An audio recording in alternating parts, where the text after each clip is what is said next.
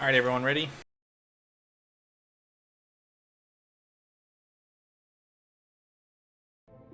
I think it was down towards the Belfair kind of area. Okay, so towards Olympia. Okay. I could see that. As long as you don't get Or, too close to Olympia, it's not bad. yeah, or towards like Vaughn. I'm trying to remember exactly where it was. Pretty much just been looking for straight land, build to suit. You have to We do find that with a the housing market here. here too. Good God. Let's see. What's my house estimating at right now?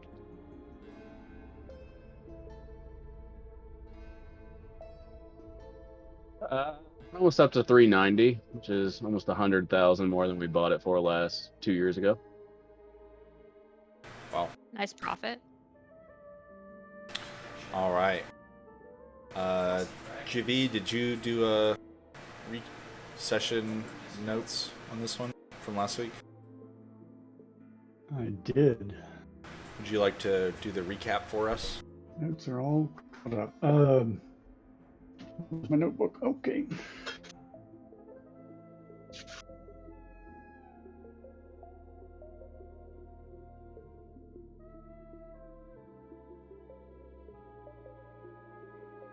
So we started in the chamber where we had just defeated the infiltration team that included Giant, yes, and met Mr. Prince, um, who chatted with us a bit and then said he had to go see his boss and popped into his satchel. So we start with Onyx peeping into the satchel to see where did that little bugger go. And his head appears in the stacks of the library, great stacks of books extending off into the distance as far as you can see, with the purple colored orbs lighting the space. So Onyx started to crawl through. Azrael, uh, with her lightning fast reflexes, tied a rope to his, we'll say, belt. There was some disagreement about what you grabbed. Uh, and before he disappeared, but Onyx got into the library, uh, and the rope tied to him just sort of went up into the air. Couldn't see a opening, couldn't get back up through it. Uh, and So he takes a look at the books.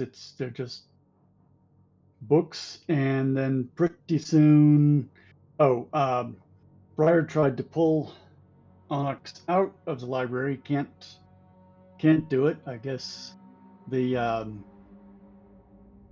rope, although it passed through, did not provide a leverage, I guess you might say, to extract him from the transplanar portal. Uh, so Onyx took off,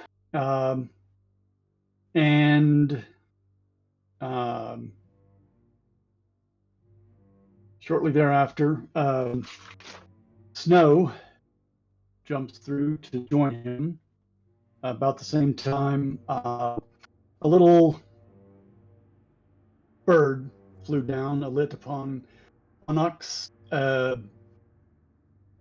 Shiny metal feathers, I think it was, although it was described also as resembling what later turned out to be the animated obsidian uh, golems, I guess they are, that were are protecting the library.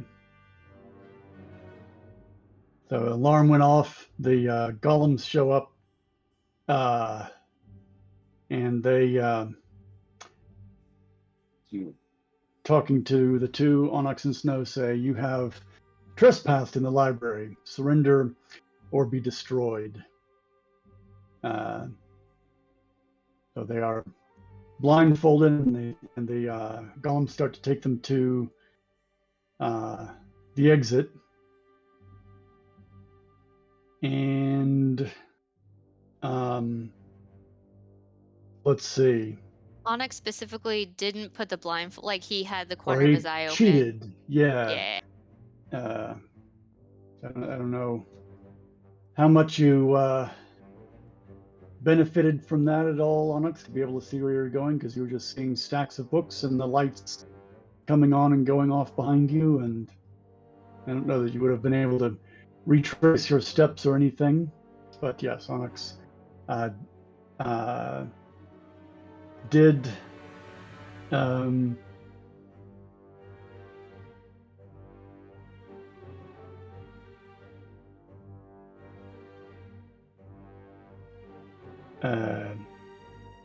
lost track, because we have also going on at the same time the rest of the party grabbed the satchel. Little bit of trying to determine whether if we move the satchel, it moves with the space inside, and I think we found out that it didn't. So we headed out back to the city. Came across a what would you call them? Sapper team. Who were under the direction of engineers, are drilling holes and stacking them, packing the holes full of something. And this patrol of sappers moved on with us, mined another junction. Demetari tried to compare notes with the cartographer. Was kind of shut down, sadly. And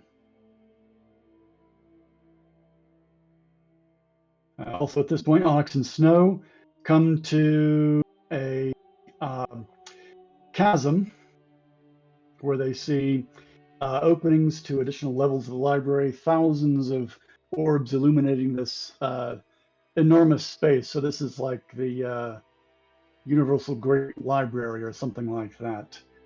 They were taken to an entrance where there was an enormous black door controlled by a dial. The librarian golems opened the door and started to usher them out into a bright orange light that looked like desert. And they were just about to kick them out with no supplies or warning to their certain doom in the desert. And at this time, Snow notices that Onyx is just terrified of whatever's going on here, and I'm sure we will learn what that's all about at some point.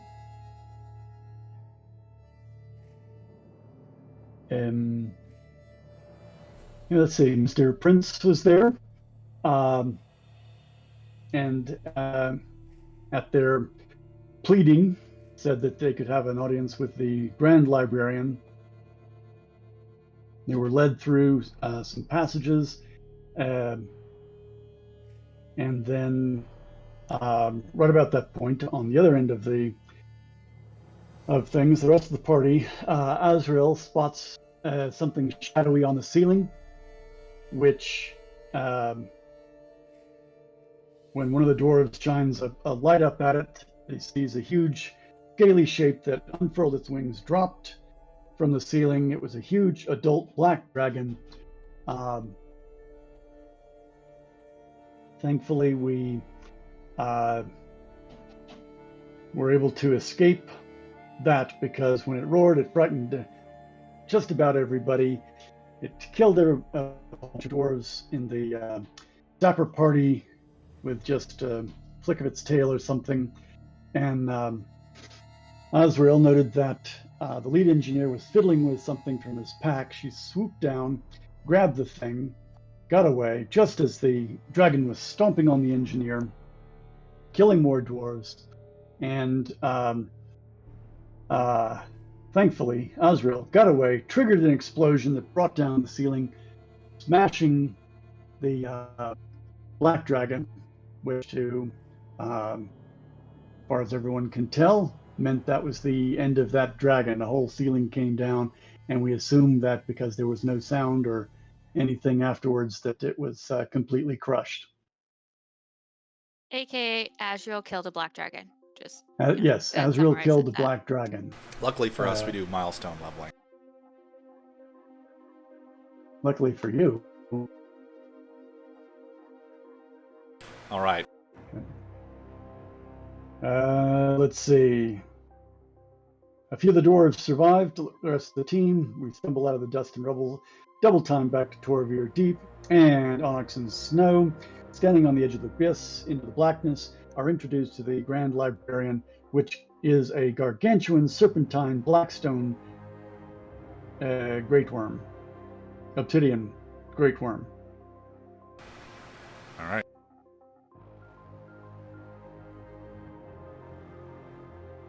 So, the four of you are racing through the stone passageways underneath the city of Torevir Deep as quickly as you can. After a few minutes of essentially double timing it back the way you had come, the lead dwarf kind of calls out, "Oi! We gotta take a break. Too many of us are injured. We can't keep this pace."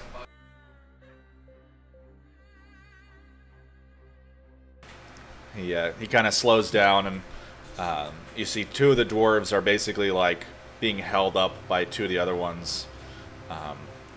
So Let's I see. still Yeah, have go 2 ahead. spell slots, so I can do healing word.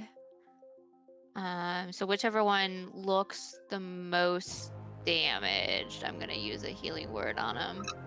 Right. And I've got some first level cure wounds I can do to try to help anybody who's lagging because of injury. Can't do anything about exhaustion. So that Mhm. should, I just rolled, so 6 and 7. okay, So apply that to the ones that need it. you send a little bit of healing into the dwarven sappers and soldiers who are still, and you see them kind of like stand up straight and like, cracks his back, and that's much better. We can move a lot quicker now. All right. Does anyone else need healing? Are we slowed down at all by wounds or injuries? Or are we good to resume the pace? That's it for all of us. We're good. All right. I think we're okay then. Let's get a move on and get back.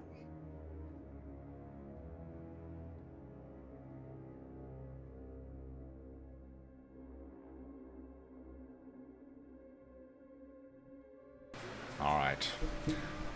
You continue on at a quicker pace. All 6 of the dwarves are now actually keeping up.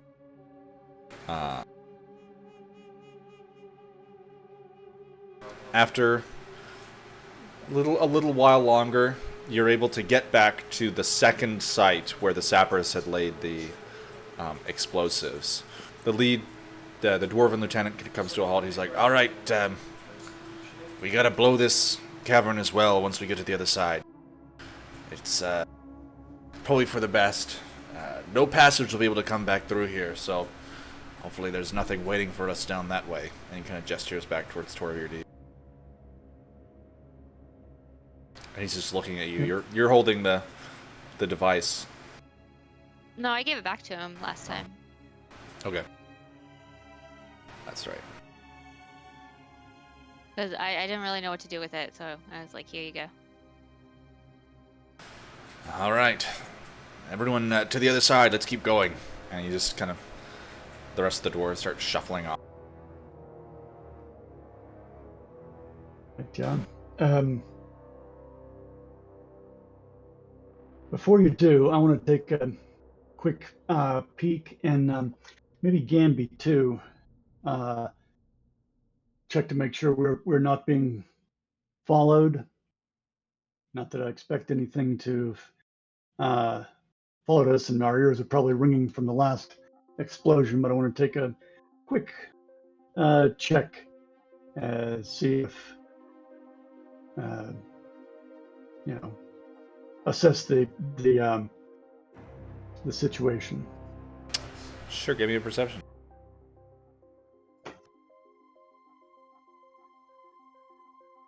Oh,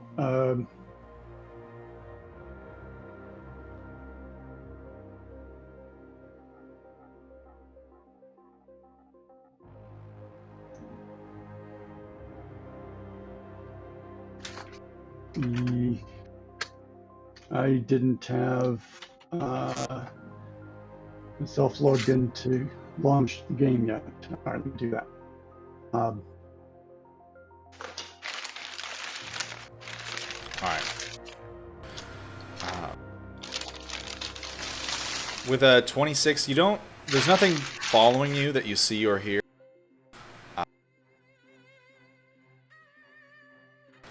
Yeah, you're kind of, you're a fair distance from the city, so you can't quite hear any sounds going on in that direction. And there doesn't appear to be anything following you or directly in front of you. All right. So yeah, I'm definitely okay with your doing your work, Master Dwarf. Let's get ourselves far enough around the corner that we're not killed by shrapnel and all of that. All right. And he just, as you guys make it to this side, he just clicks some buttons on it, and then there's another, like, tiny explosions of whatever devices they had set, and this great, like, echoing crack as the ceiling descends, closing off the top.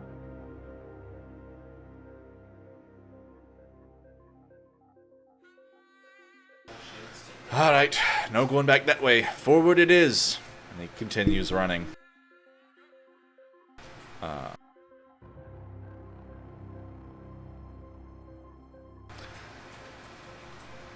little while later, the halls are empty, quiet. You don't see anything as well. You arrive at the first location where you had originally met the dwarves. It's like, all right, this is the last one. And, time to close off this tunnel as well. Everyone to the other side.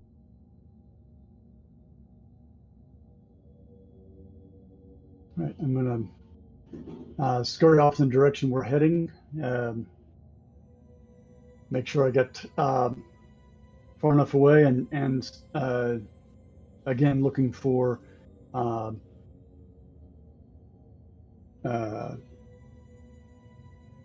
anybody ahead who might want to interfere with our passage.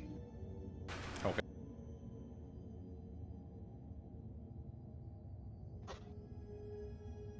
Alright. On the other side, detonates the explosives again. This time he just kind of sticks it back in his pocket as the ceiling just... The dust began settling around you as you all turn and began heading off towards the...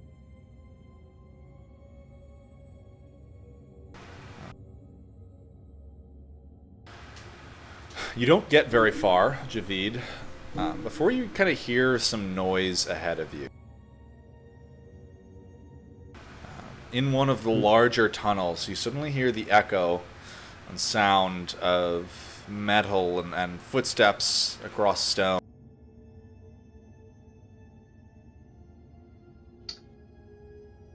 All right. I want to go very quietly up toward the sound to see if I can find out what that is without their hearing or seeing me, whomever or whatever it might be. Alright, go ahead and give me a stealth check.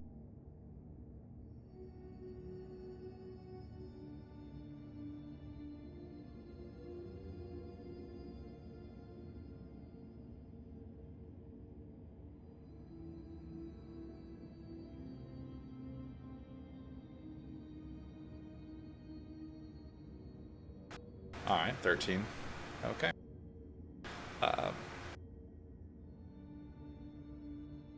You get a little closer to the source of this sound, and as you do, you can kind of see this like orange light kind of like racing across the wall opposite you. And in this large tunnel, you can see there are maybe 2-3 dozen soldiers from Austrinium. They appear to be marching up towards Torevir Deep. This way is filled with them.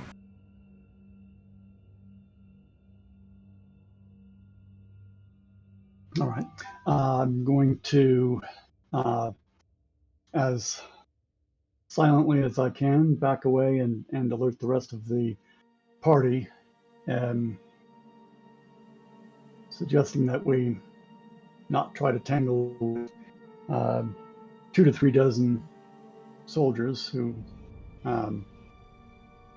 we're not equipped to take on. I think.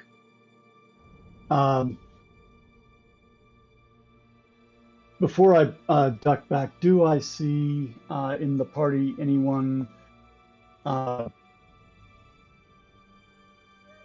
either recognize or would note as a Austrinium leader, lieutenant, captain, anybody of a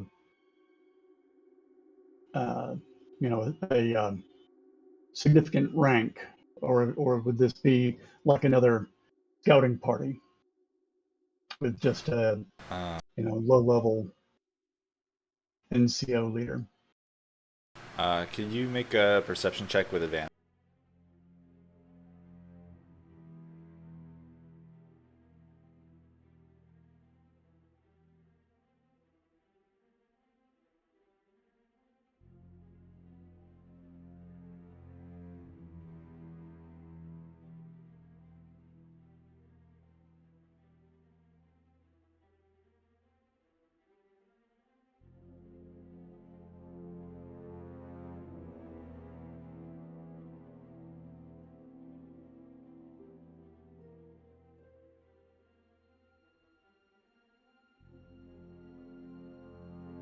Okay.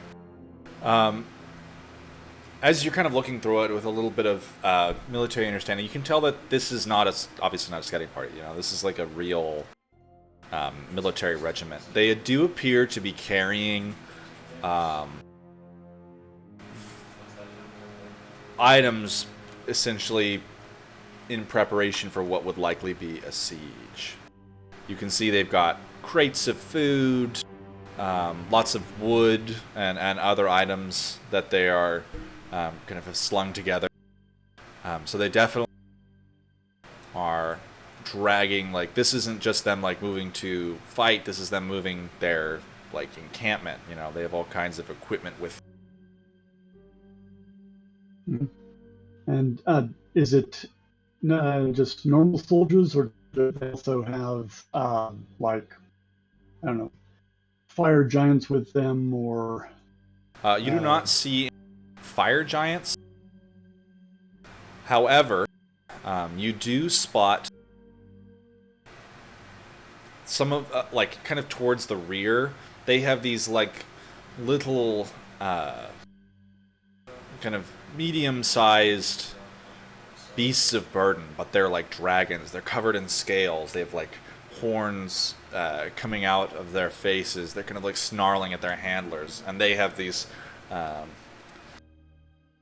yokes strapped across their shoulders that are like dragging carts between them.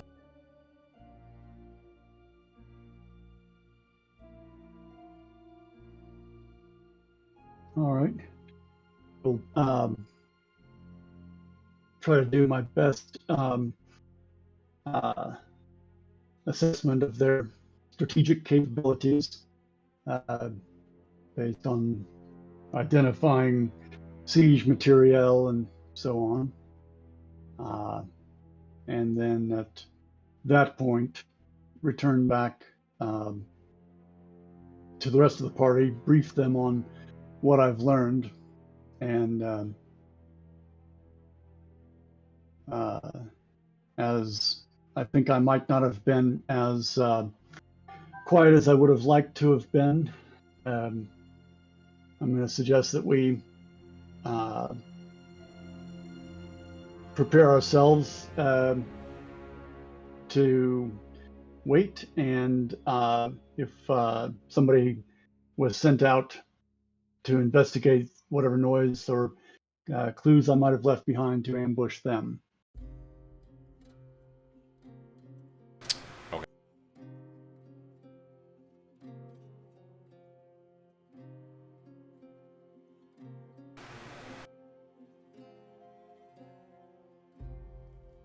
Got it.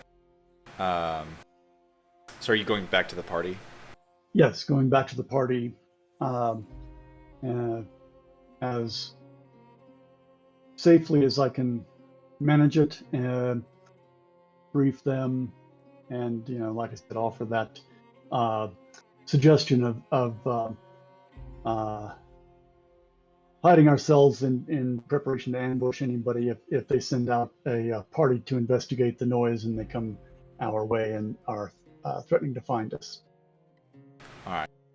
As you're kind of slipping away from your observation site, you dislodge a stone, and it kind of clatters down towards the soldier.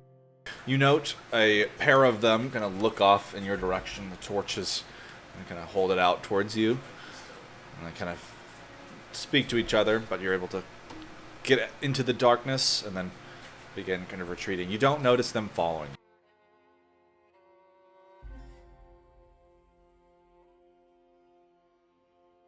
All right.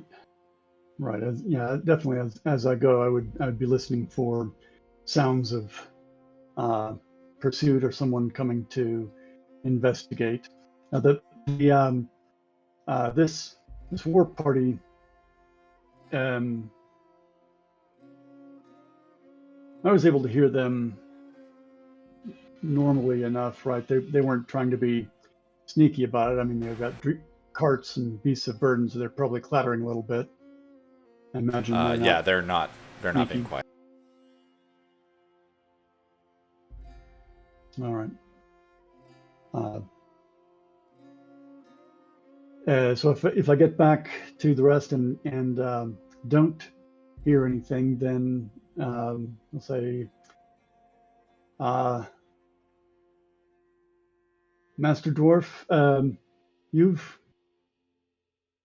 probably know these halls better than we. Is there an alternate route we could take back to bypass the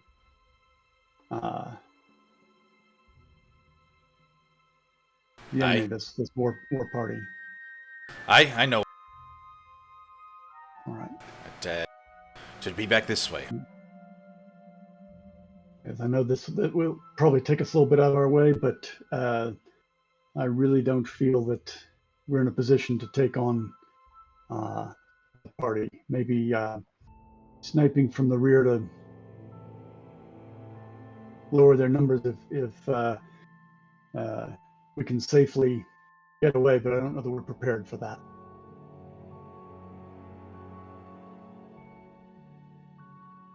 All right. So yes, let's do follow Uh, the route might not be the fastest, but by all means, let's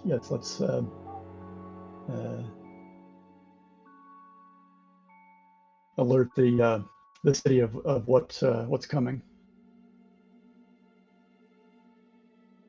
All right, I can.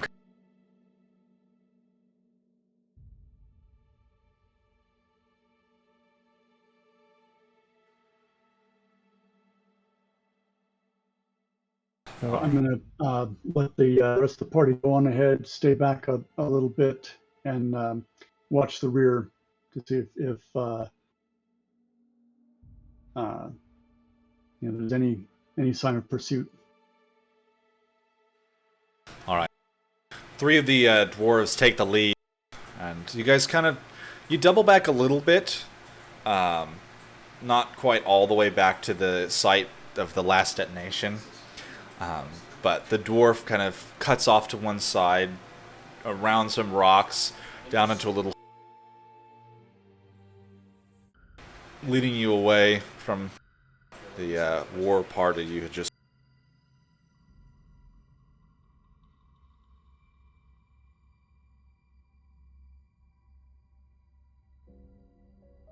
They begin leading you through these what are stone tunnels, and then they kind of twist and flatten along the walls, and you can tell that they're walls for a minute, and there will be like a destroyed door opening up into this half caved in room, and then it kind of falls away back into tunnels, and you can tell they're leading you through a very old part of the city.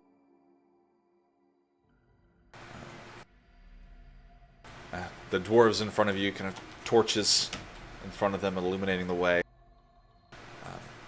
Eventually, the passage suddenly opens up. Off to your right, you can see a shut stone door, part of a building, a column to your left, a set of steps raising up to another platform. And, Azrael, you spot, about 60 feet in front of you, this orange glow kind of playing across the floor of an open door on the far side. And then to the left, kind of across the wall, a shadow kind of moves across it. You hear what might be voices. Do I recognize the language? I'll just like dead stop. As soon as I hear it, like I just stop and try to listen to see if I can recognize the language. Alright, give me a perception.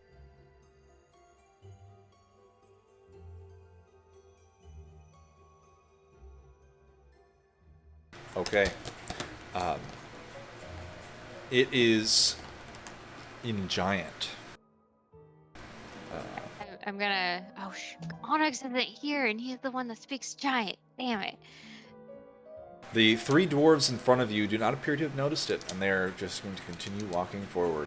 I'm gonna like try to signal, like not say anything, but like just very quietly try to signal them and basically point to the door that, like, mine, baddies that way. There are baddies over there. Alright. Give me a performance.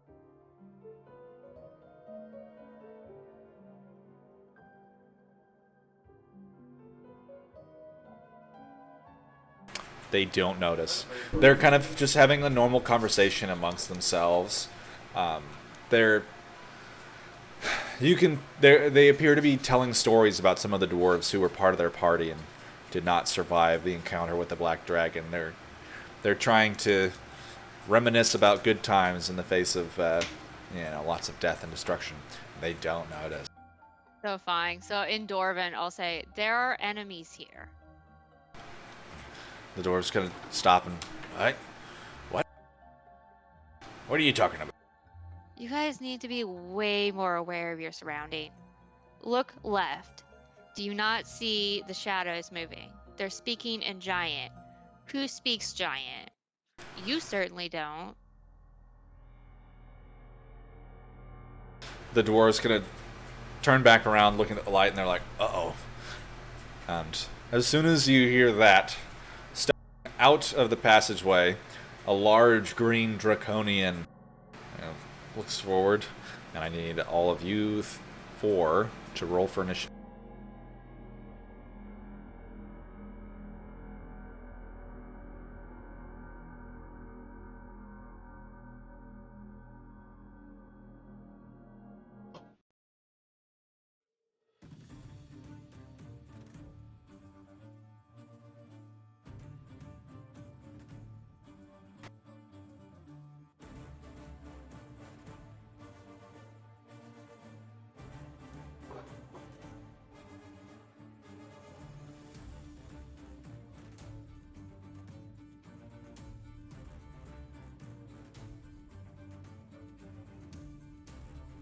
Ooh, sparkly.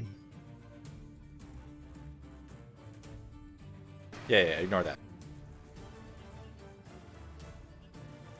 This is bad. No, you guys are gonna Ignore be the fine. sparkles. I'm just Oh, I'm saying, fine. can Onyx and Snow and Mr. Prince just kind of like get out of that bag at some point? Because we kind of need them. Nah, you're fine. You got this. We're in the middle of a job interview. Little do you know. Yeah. Yeah, they don't want to go from That where is- they're being faded I'm- by the great worm to. Not gonna lie, if I hop out of Yeah. that bag to this shit going on, probably just gonna go back in. Onyx is Alright. working through some things right now. That's true. Your boy's got problems. Okay, we'll get through it together because we're family. Family. All right. Nope, I got a way better song.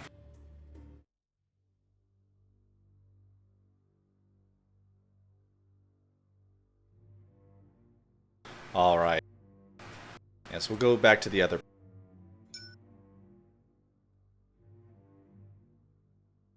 Onyx and Snow, standing on the edge of the abyss, Mr. Prince, just a few feet to your left.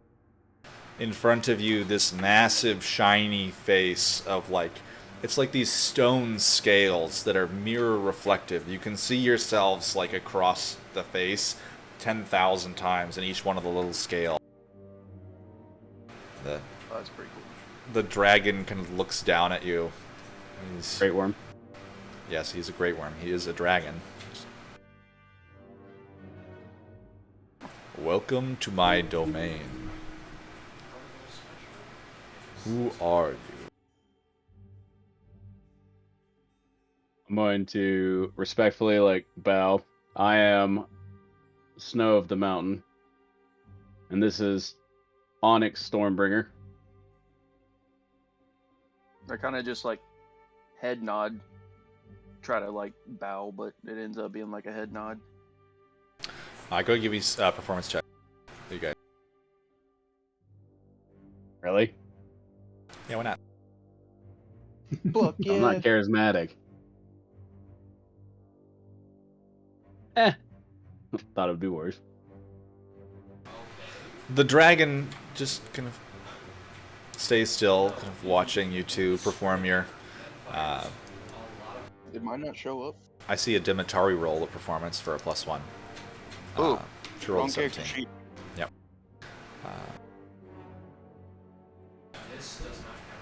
The dragon. kind Only of- from Dimitarri's part. It is a pleasure to make your acquaintance, Snow of the Mountain and Onyx Stormbringer. I am told that you played a role in saving my avatar from enemies that would seek to gain access to this library. Well, I don't know about saving him. We saw he was in trouble and leapt into action. We did not know it was to protect this great library. I appreciate it nonetheless. I am the Grand Librarian Adiranoff. I have manned this library for 10,000 of your lifetime. It is filled with countless artifacts and knowledge, and it should not be allowed to pass into the hands of those who would mistreat it. I would like to ask your assistance in ensuring that my avatar is delivered safely away from the enemies of your world who would seek to enter this library. We will do everything within our power.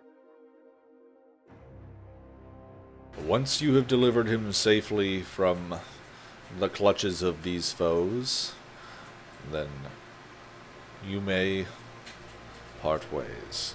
I will grant each of you something in return.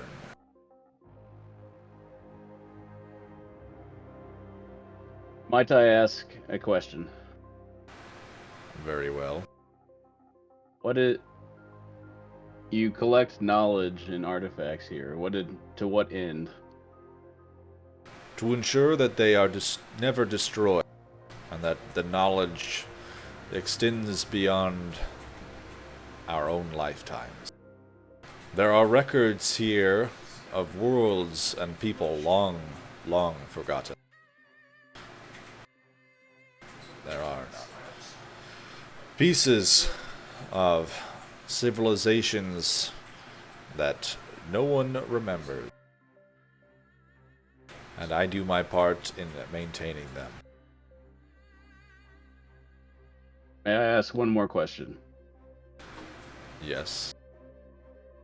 If you two, well, I'm not assuming that you two are the only ones here, but if you're to ensure that this knowledge survives and pass on and is not accessible by anybody but yourselves who already know the knowledge exists, then has not the knowledge been lost to the world? There are some who are permitted to come and use the library. If you serve me well, I may allow you to use the library. There is some knowledge here that is more dangerous than others, some artifacts that are more dangerous than others, and those are kept in separate locations. I nod my head. This is obviously out of character, but I'm curious. Snow, you worked at the institute. What institute was that? Everhold. Everhold, thank you. Is the Great Library of Diranov something that you would have heard mention of while you were there? No.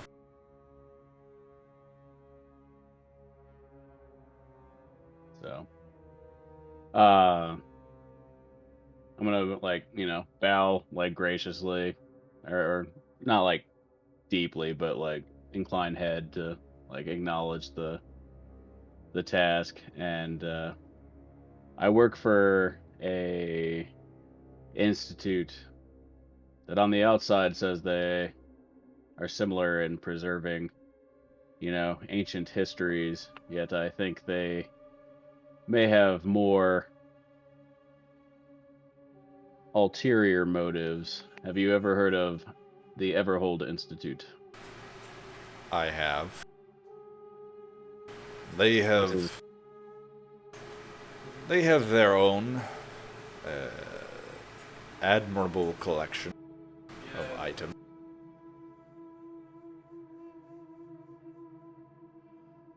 but nothing that I have ever seen to this scale or grandeur. There are few on the material planes that would rival it. I do not doubt that. I should also clarify, in terms of what I wish, there are certain entities within this city of flame that I wish not to have access to this library.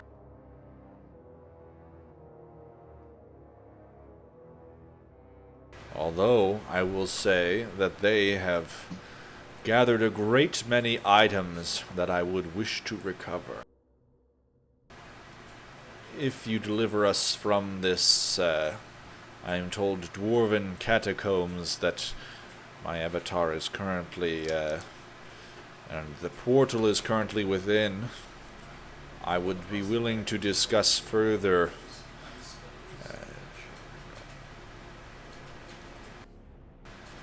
asking you to recover these artifacts from the City of Fire. I would relish the challenge and the opportunity. And your secrets will stay with us. I appreciate that. Do you have any other questions? No, I do not believe we do. The dragon's eyes, you can feel them, Onyx, just kind of staring at you. Yeah, I'm just like staring at the floor, twiddling my thumbs. Very well. Good luck. And the dragon, you can kind of like hear the like sound of stone crunching, and the dragon retreats back into the darkness. Mr. Prince.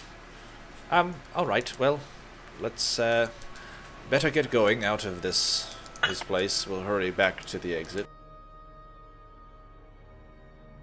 Wonderful. As long as it's not through that desert. No, you would not wish to travel through the Red Desert. It is rather inhospitable. There are not many who make the journey to the Great Library on foot. I can't imagine why. Well, that was deliberate, of course.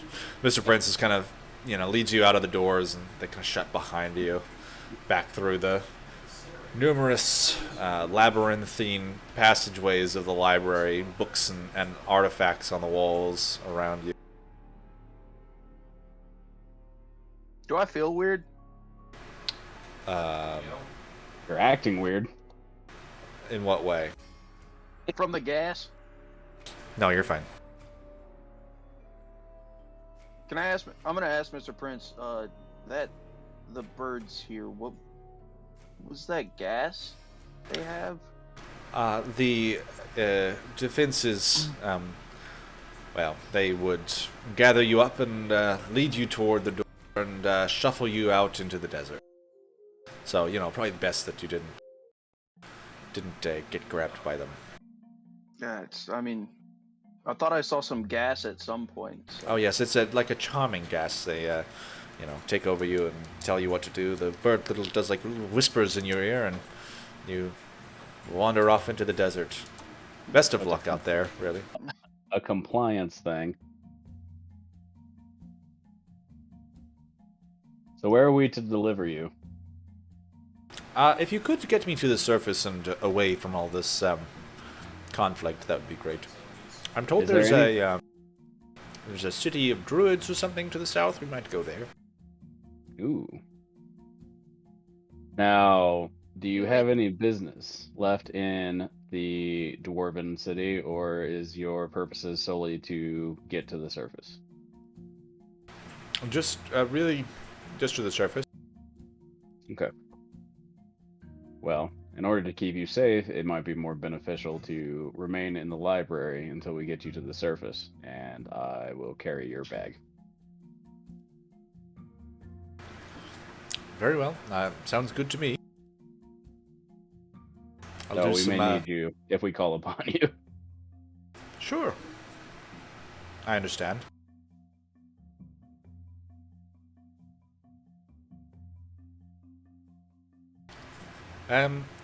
Anyway, Mr. Prince kind of turns and it's been a fair while as he's been leading you. And you find yourself standing in front of a small, unassuming doorway. He's like, this is the exit. Best of luck out there. So this will get us back through the bag you came in. Yes. This is the way out. Through the bag. Okay. Now the way in is through a hole in the ceiling. It does not come to this door. It kind of moves around sometimes. Okay. So if we were to say, need to get your attention or your assistance, how would we go about contacting you? I don't expect you to sit in front of this door. I can see about having the door moved to one of the other locations in the library. Okay.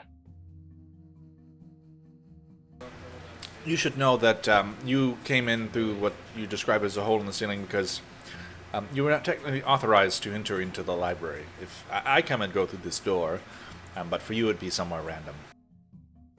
So, question based on that: if you're not authorized to enter the library, and well, you are now. Well, yes, but at the time, why did it dump us into the middle of the library that we were not authorized to be in, and rather not a holding cell or directly into the Red Waste? Great. I'll just, you know what? good idea. I'll change it so anyone who doesn't have permission to come into the library gets dumped into the chasm, and they'll never see it coming. Perfect. Oh no, I was say I don't know if you'd go to that extreme, but to dump somewhere into the middle of something they're not supposed to see seems rather careless. Rather not a holding cell, the question of how they gained access in the first place. Great suggestion. I like it. I'll see about having that changed. Best of luck out there. Thank you. Look forward to, getting you where you need to go. And All right.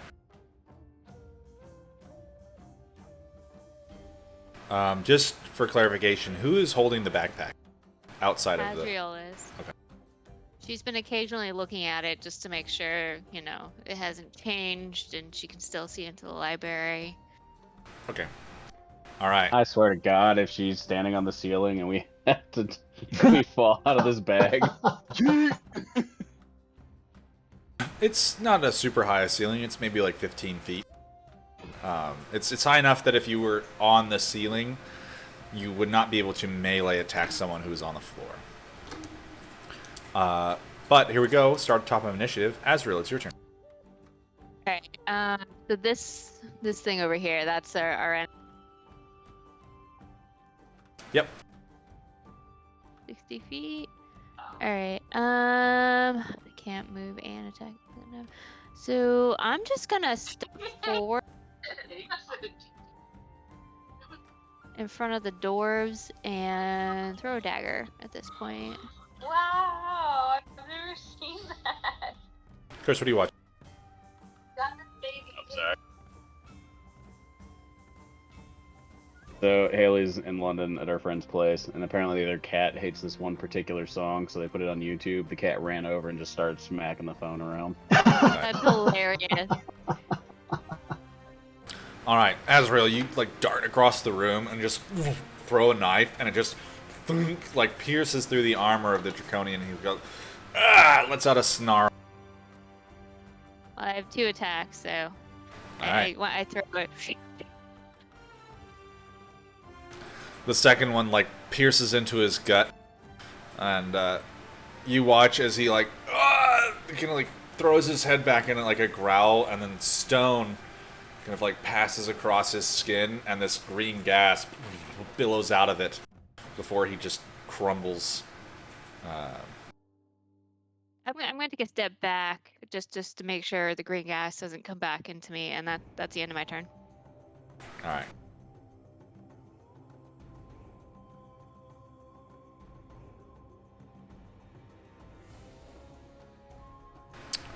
It'll be Briar's turn.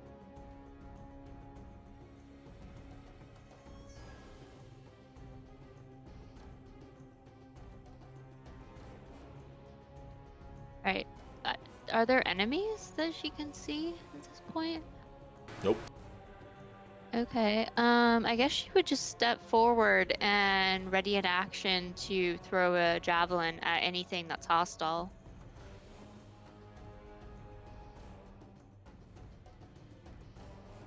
Yep. Sure. Yeah. Because she doesn't see anything to attack, there's not much she can do. Okay. Alright. Javid, you hear the sounds of combat ahead of you. All right. I'm going to holler out, form a line. Don't let them divide us.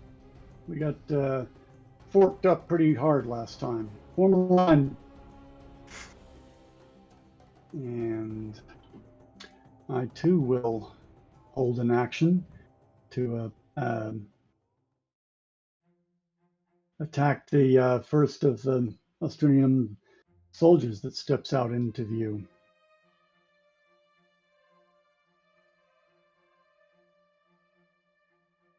All right. And that'll. Would there be a space for me to be able to see, this area while in shadow? Can I find a dark spot that I'm not getting lit up by somebody's lights or torches or something. That I've got a view of the theater.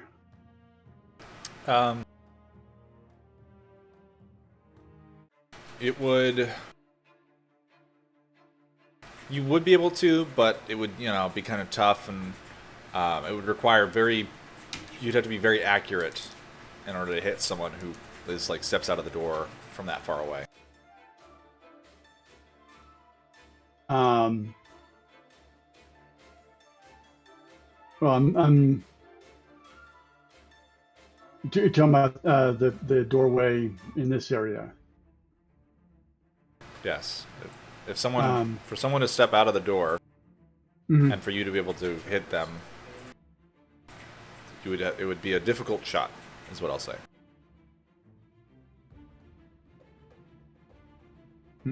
Well, I've got sharpshooter, so I'm not really usually worried about cover and range and things like that. You're saying if I were to move to a space that was in shadow?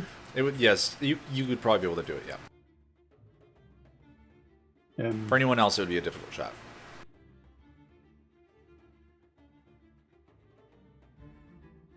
And the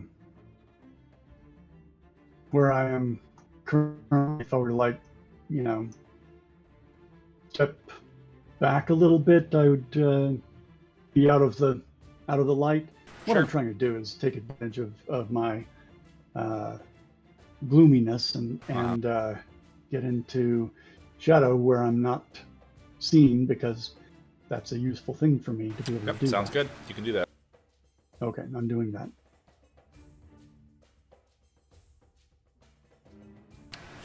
Are you readying an action? I'm readying an action to shoot. The first enemy I see. Oh, there he is. Okay. All right. A pair of Australian soldiers kind of step forward, both with crossbows at the ready, and you see them kind of like level them down range towards all of you and just launch these two heavy bolts. As soon as I see them, I'm going to take my held action. Okay. Also throws her javelin that she had ready. Okay.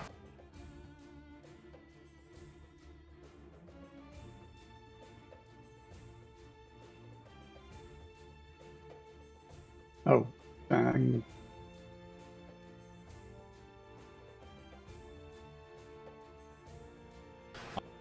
You guys trade blows. The one of the crossbow bolts like flies just barely over Briar's head, embedding itself in the stone behind her. One of the other bolts strikes Asriel. You would take 9 piercing damage. However, your javelin and your longbow bolt hit their mark, burying themselves deep into one of the thugs.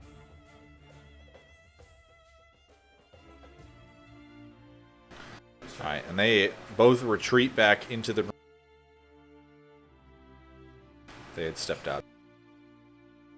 No, Atari, it's your turn. Sheesh. Is that me? Yep. Oh, fuck. We assume that your wife would allow you to run her character. Protects the backpack. She's in deep. The dwarves are friends. I don't know what you're talking about. Yeah. She's not.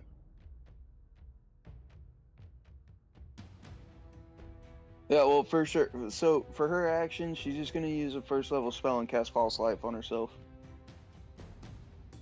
Alright.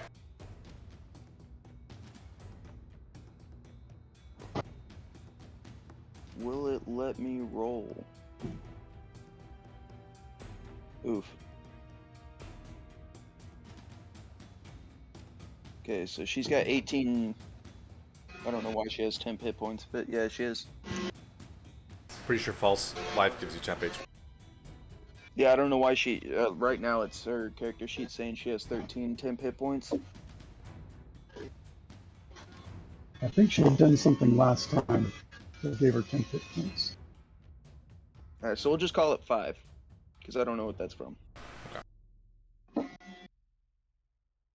Yeah, so she's got 5 temporary hit points. No, that'll be her action, and then yeah, she's pretty safe where she's at now, surrounded by a bunch of people. Or is she? Allegedly. Yeah, I would say that she would just like kind of tuck up here. I can't move her token. Yeah, that's good. That'll end her turn. Alright.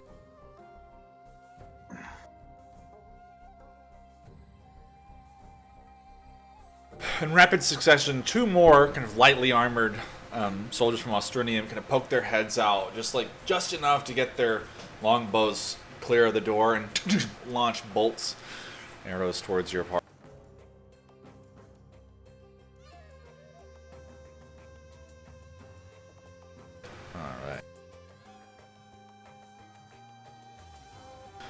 Alright. One of them, Azrael, are you able to catch arrows? Yes, I am. Alright, one of them is going to fly towards you. Alright, let me find the thingy real fast.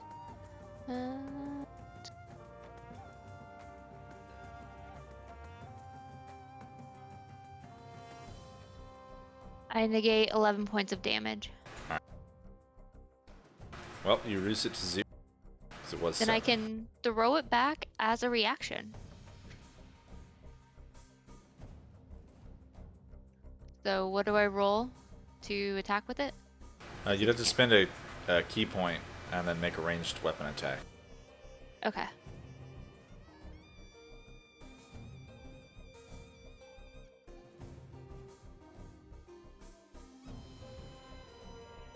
Nice. Key point spent. Did it kill her with her own arrow? No, but it does hurt. The arrow flies back. I just threw my knife, but you can just take the dice roll. I figured arrow, knife, they're pretty close. Because it does the same damage, so go ahead and roll 2d8.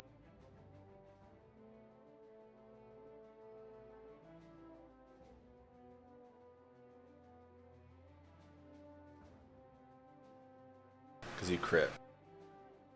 Oh, I thought it had crit damage on it, but... Mm-hmm. Well, you rolled the throwing knife. So you deal the same damage as the whatever the weapon was, which is a d8 of damage, plus your modifier. Oh, it counts as a monk weapon. It's a sling is what it is. A monk weapon is just simple weapons. You would have to make that attack with disadvantage. Because you're further away than 20 feet, just so you know. Well... Yeah, but that's just for the throwing knife, though. The arrow, is that still... whatever. I'll roll it again. The arrow has a range of only 20 feet when you throw it Oh, back. okay. Well, it misses, unfortunately. That sucks. Yeah, that would miss. Yeah. In my mind, it totally crit, but when I re-look, it just, like, hit the wall.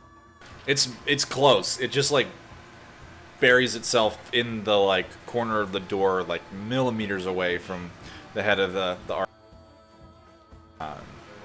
But the two of them send a flurry of arrows towards your party. They are gonna hit the soldiers. One of them takes 5. Another one would take 6.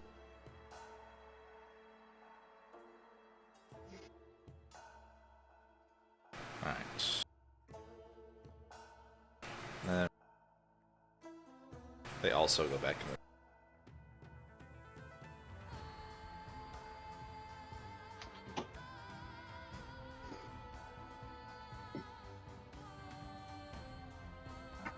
You hear some voices and shuffle in the little.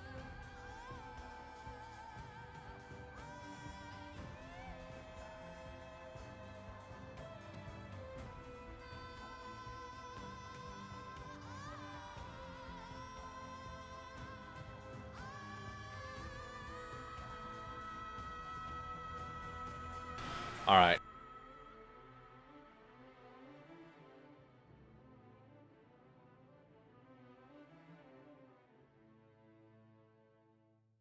And let's see there. Ezra, your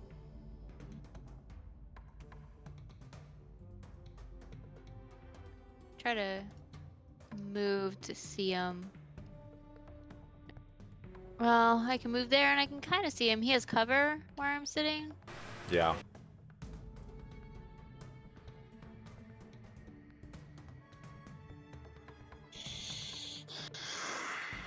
There's no way I can move without cover. It doesn't look like. Alright, well, I'm still gonna throw the knife.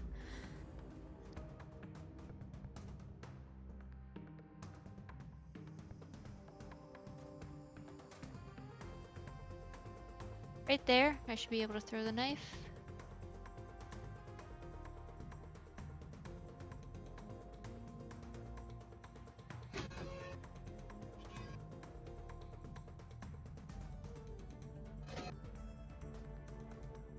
And then I'm gonna move back around this corner here. All right, hold on a second. Just- Before you're able to, let me make sure I can do what I'm about to. Okay.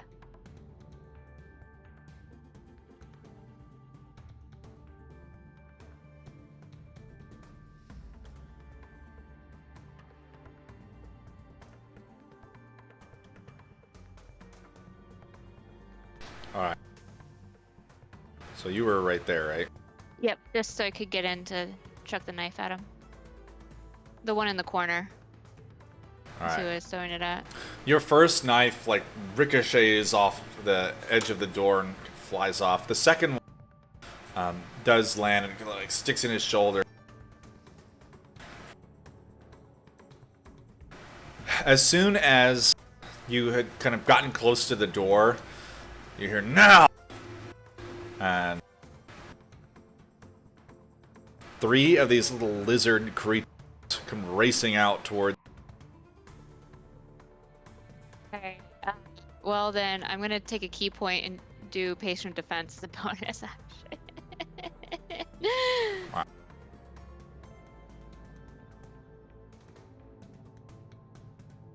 So they'll have disadvantage. And then I'm not gonna move because I don't want to take attack of opportunity.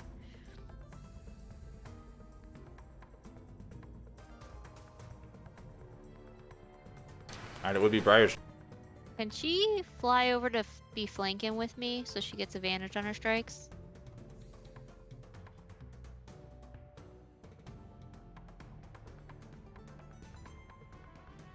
Oh, that's a wall, right? On the other side of that lizard? Yep. Alright, well, so it doesn't look like she can get in. So she's just gonna come up to the little lizard thing that's next to Azrael. I think she should rage, because I think there might be a lot of things behind there.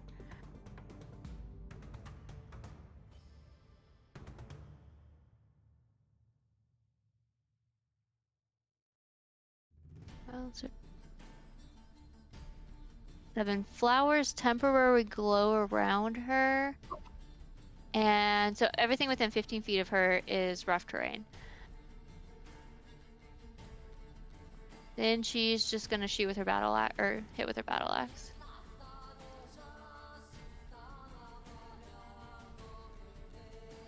Alright, both of those hit.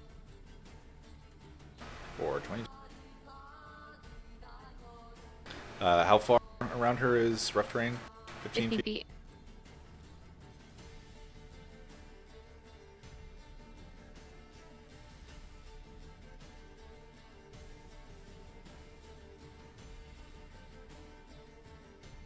Alright. 2 quick swipe into the back of the lizard, burying itself deep in its scales. It looks pretty injured, but it is not dead. And that's only for enemies, by the way. So we can move through it just fine.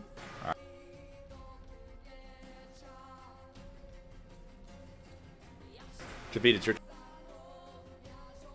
All right. I'm going to say nothing. I'm not going to give tactical advice. Everybody seems to know what they're doing. So I will simply shoot at. Let's see. Do I have any remaining? Have got first level Hunter's Mark. So I'll cast Hunter's Mark on this one, and then I'm going to fire a couple. What's the range on that? Oh, good question. I think it's 90. There's my distance here. Checking. Yes, 90. All right. And oh, let me not forget. I want to do sharpshooter on it.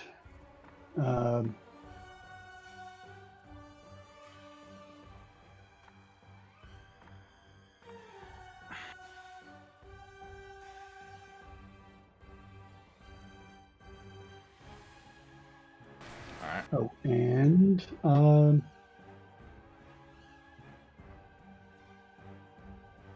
with Hunter's Mark damage, total of 24 with that shot.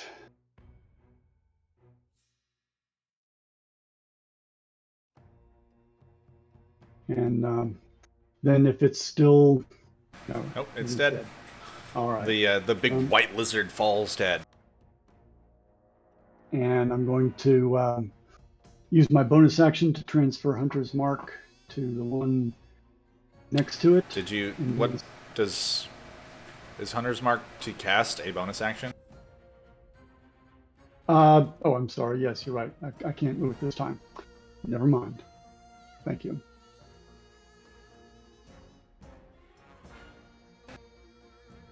But I'll using sharpshooter again at the one that's standing next to it, and then that'll be it for me. All right. Your blow lands, sinking into the scales of the lizard.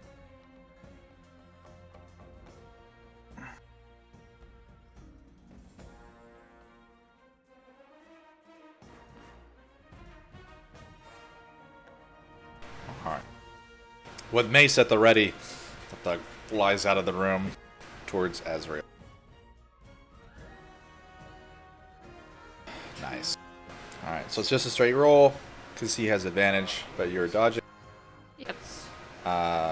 They both hit. Would be for 9 bludgeoning damage.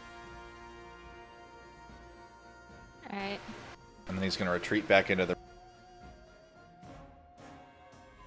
The other one's going to come out and do this. Alright. One of those also hits, another one misses for another 5 That bludgeoning other damage. guy left my The first one my- did leave, yep. so I'm pretty sure I can do a as a reaction because it was my turn again, so I have my reaction back. So I can try to hit him with my fist, but also use a key point to turn that into a stunning strike to make him not able to move. Sure. You can go for it. That hit. And then stunning strike. Defiant.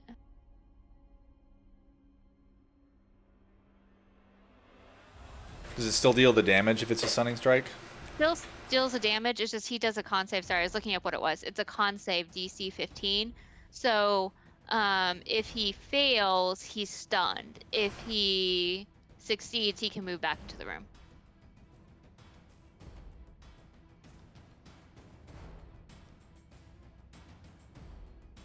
Make sure I get the key point. All right, he's stunned.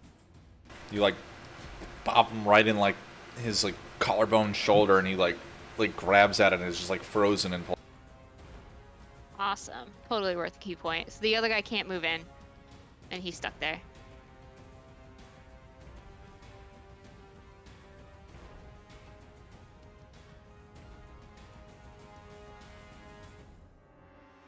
All right, the other one's gonna move to step over the dead body of the Drake.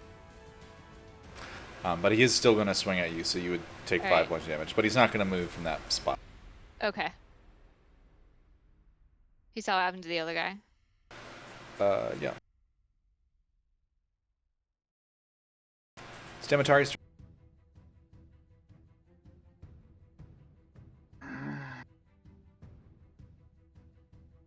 So she's gonna step up here. Yeetus that firebolt at that guy. Wait. Alright. Let me just double check something. She has her D&D Beyond set up way different than I do.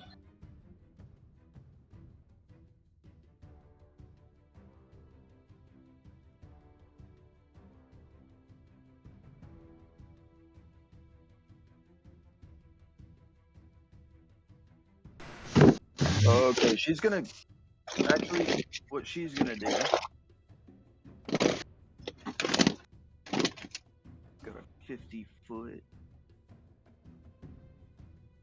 Where's the drawing? Look at that circle, girl. 10-foot circle. Goop. Right there. She's gonna cast Wither and Bloom at 3rd level.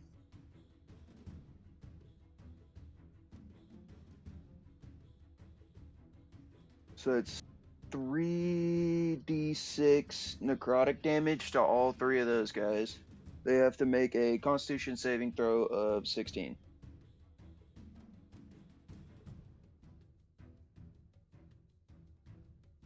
All right. And I can't roll it for her, so it's just gonna appear under my name. So 9 necrotic damage or half on a save. And Asriel, you can use up to 2 of your hit dice to recover hit points. Wait, what was the save? It was 16 con. Yeah, 16 con.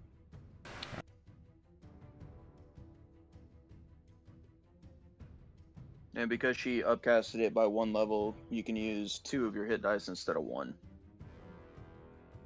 Thank you.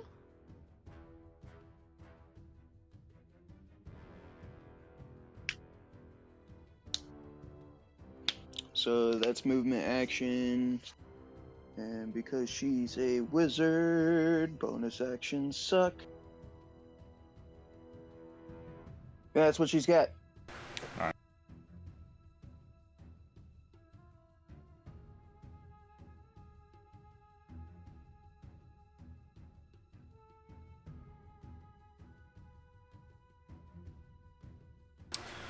All right, yeah, there's this like swirling of magical energy around you, Azrael, and you watch like the life force drain out of the enemies in front of you.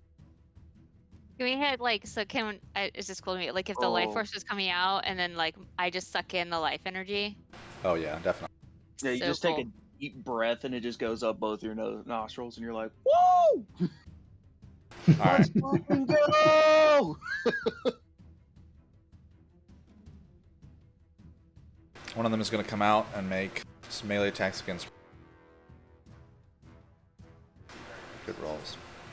That would be a total of 2 hits for. Yeah, and they can't move back because that's fucking difficult terrain. That would be for 4 damage. Is that halved already or? That's halved, yeah. So she's at 70. I'm just gonna keep track on paper because I can't do anything with hers, and if it's in my notes, I can tell her next session.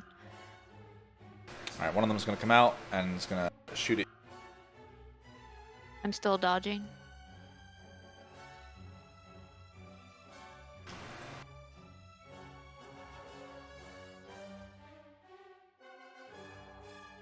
All right, both fly past you, narrowly avoiding.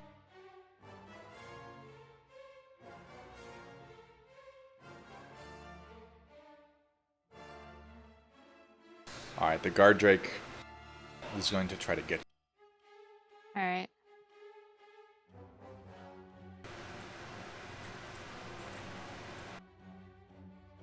Both of them snarling and biting towards.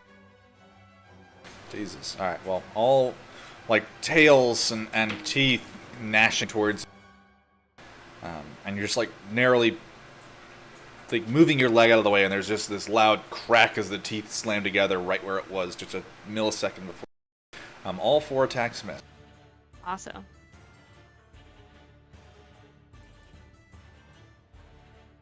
All right.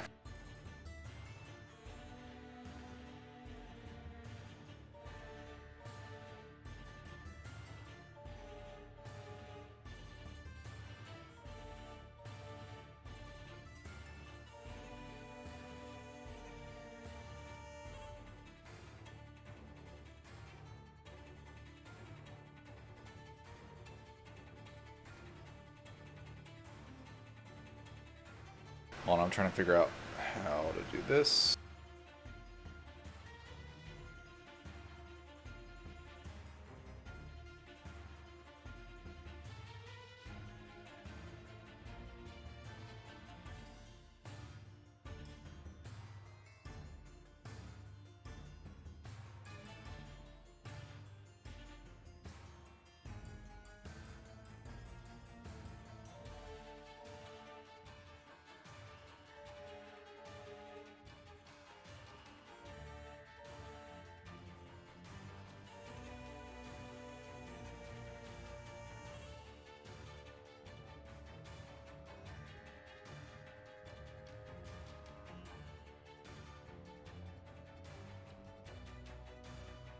Hold on.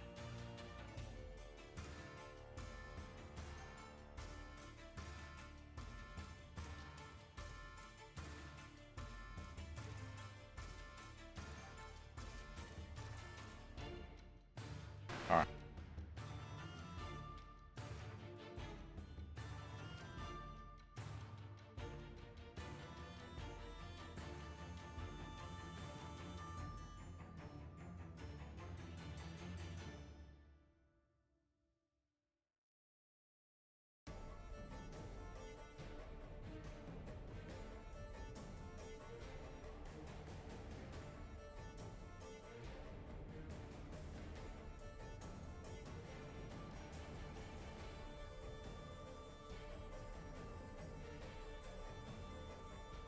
I don't know why it's not letting me do this.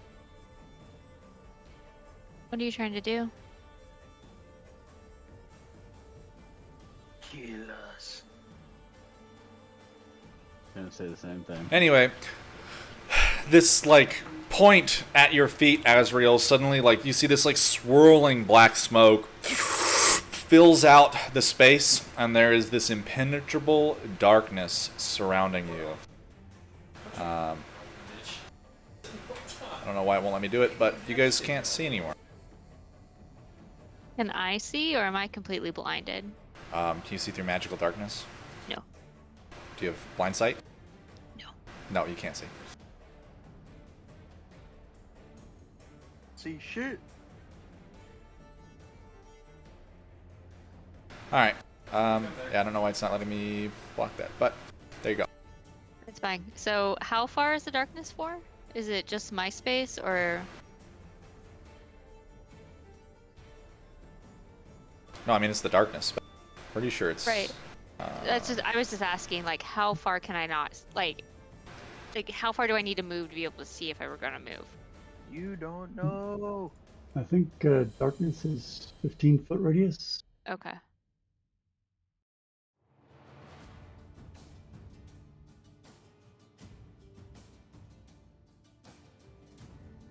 So yeah, that's right there. Can you turn a different color?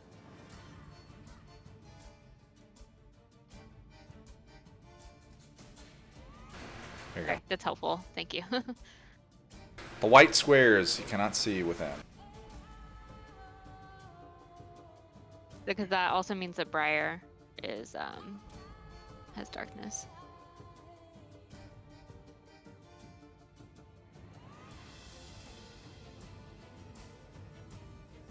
The soldiers going to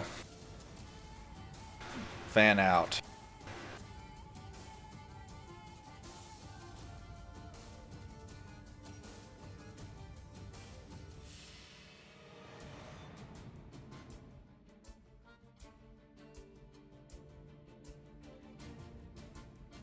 Moving forward. All right. And with that,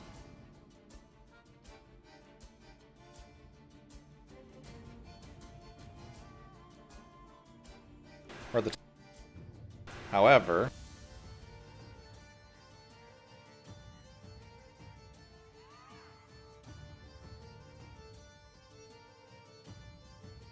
Snow and Onyx, both of you step through the doorway and find yourself in pitch darkness. You cannot see anything. Around you are the sounds of like combat and like dying enemies on the ground, but you can't see anything. Can I get you guys? I at least feel that they came through the bag. So could I be like, "Oh, guys, it's magical darkness. Just crawl away." You would probably feel like, you know, hear the noise and feel them kind of fall out. Can I get you two to roll for initiative? Oh, God. Would we not have seen the blackness when we opened the door? I mean, Mr. Prince wasn't really paying attention when you guys went through it. It just looked dark. You know, maybe that's how it's supposed to be. I like to imagine it as more of a slurp. Like we opened the door and it was just like, and we just got out of it. Yeah, you're like, it's kind of dark. You just kind of like close the door behind you. I feel like I'm just rapidly blinking. Like, what the hell? Neat. All right, Azrael, it is your turn. Okay, well, I know the guy next to me was stunned, so even though I can't see him anymore, I know he's there and I know he's stunned. So I'm going to just try to bite him, so it'll be a straight roll since he's stunned.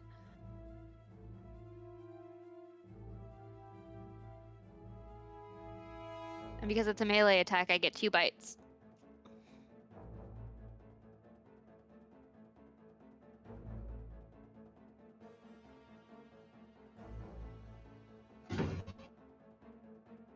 All right. That first one connects. You reach forward and pull him towards you. You can you know, your hands grasp him. You yank him forward and then just drain the last little bit of life out of it. You feel him turn into a husk and just go limp in your arms. He's dead.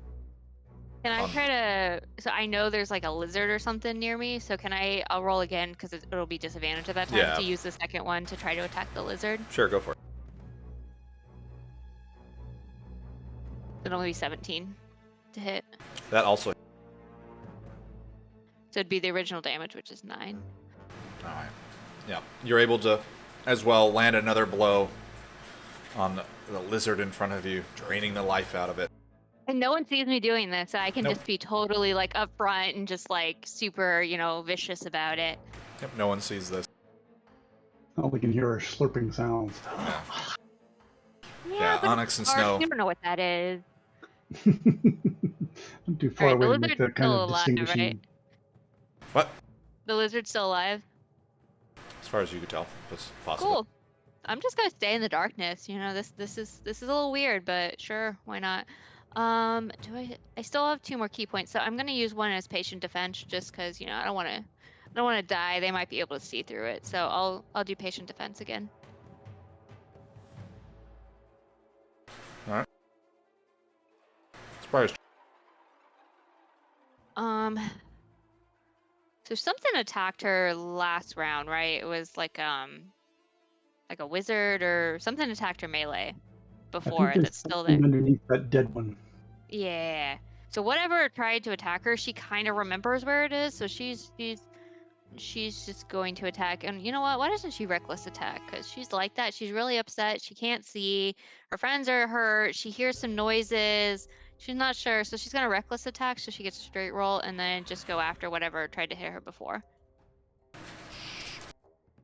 Reckless. Reckless gives attack. you advantage. Reckless definitely does. Reckless Reckless? attacks give you advantage. Yeah. Mm-hmm. Indeed.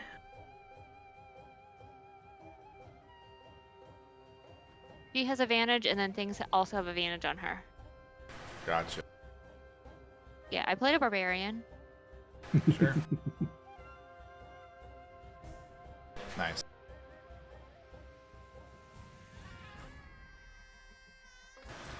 Those hit.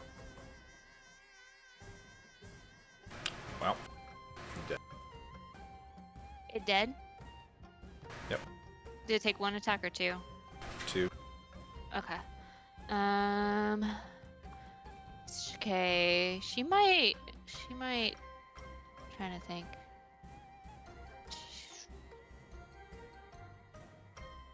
She remembers if there was anything else near her. I think she's gonna think there's not, and she might try to move out of the darkness just so we can see what the hell's going on. Okay. So she's gonna keep flying until she can see.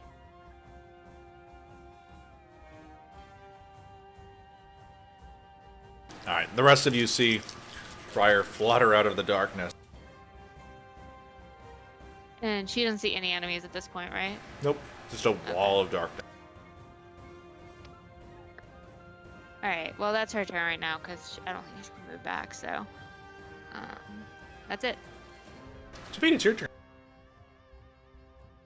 All right. Well, a wall of darkness suddenly sprang up where the combat was going on, but I recall that there was a creature I was attacking, and so I will take my bonus action this time to transfer. Nope, I can't because I can't see it. I have to be able to see it right. Yes, I cannot do that. So I will simply fire it where I saw it before the wall went up. Ping where you're from. Okay. That's where it was last time. And so this will be a straight roll. Why would you have advantage? It can't see me. Sure.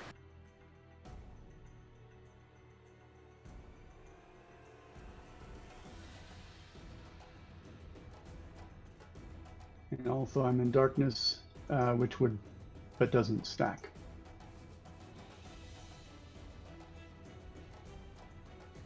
Ack. Is that hit?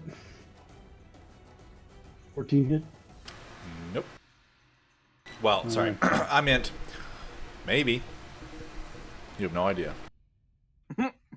All right. I'm Well, sure if he like hears the arrow hit the if ground it or had, something. I would roll for damage, but since I don't know whether I won't roll for damage. Go ahead. We'll go ahead and roll for damage.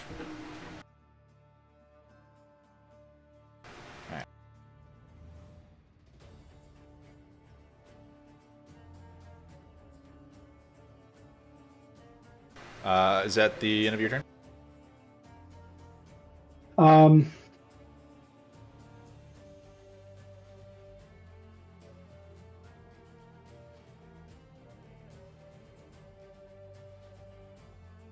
No, I'm going to take a second attack at the one that I recall was standing next to Azrael there.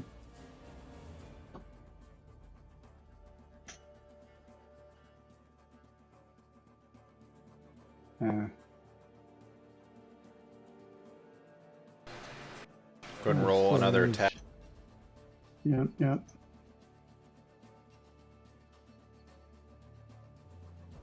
That's Another arrow disappears into the darkness.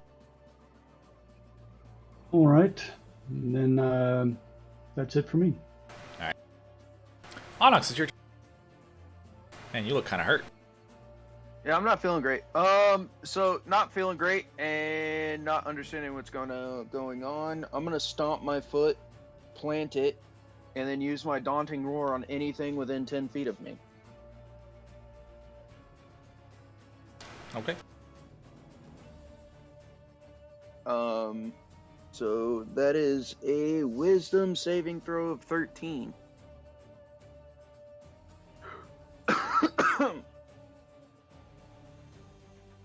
So I guess I get Azrael and Snow in that as well. Because I can't Just see. got healed. And I yelled at you to crawl out of the darkness. I don't know what the hell's going on. I very specifically yelled at you, just crawl out of the Not- darkness. Not rolling good today.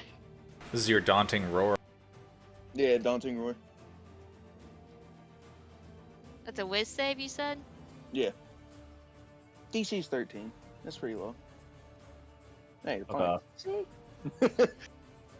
And then I'm gonna get my longsword out and ready it in case I feel anything near me that feels bad.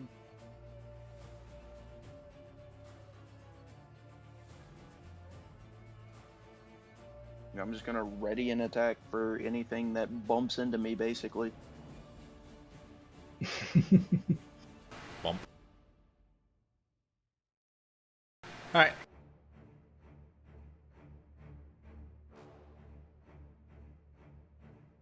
I'm like a blind buck out here. I got no idea.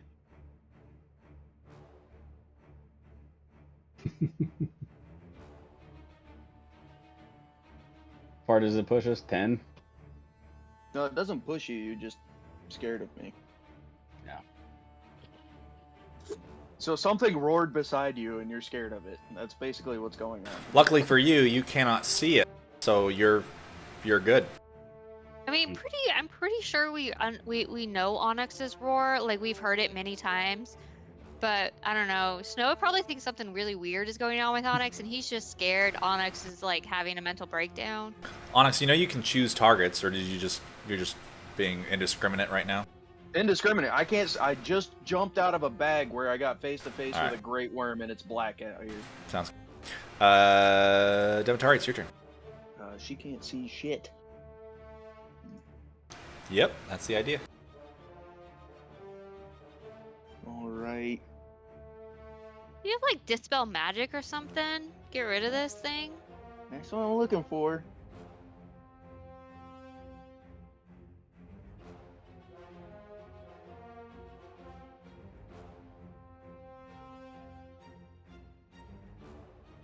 Gross.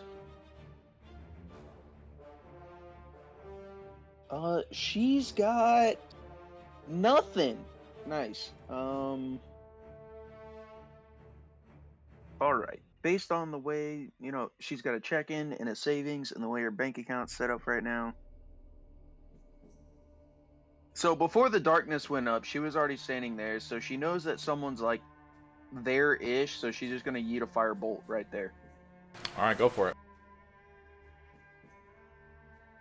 Disadvantage? Yes.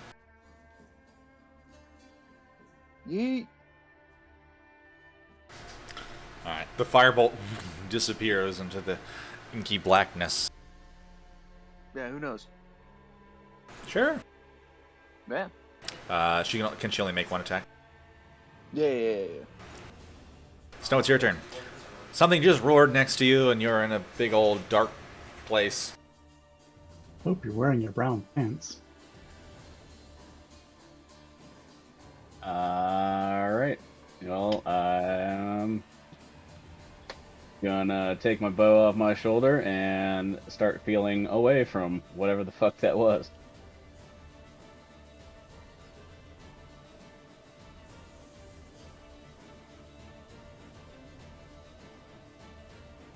He does not bump me, right? Come on, Kita. No, I think he would just move away. All right. You can move there. That gets you out of the darkness, I think. Okay. So I can see now. Yes.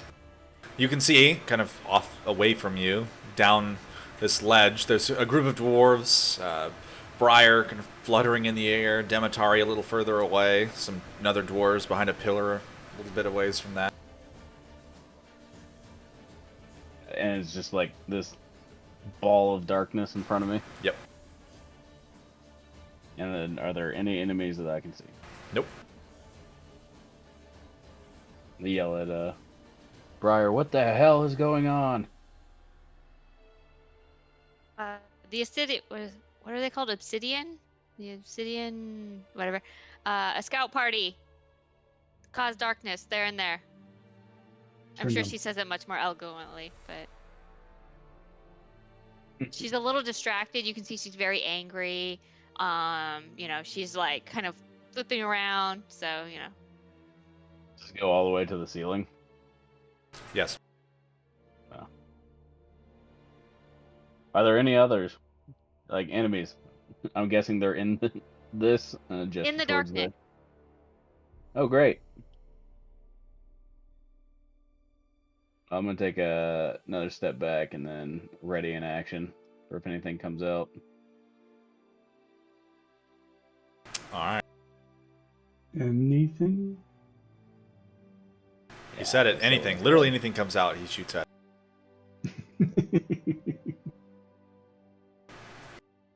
Mm-hmm.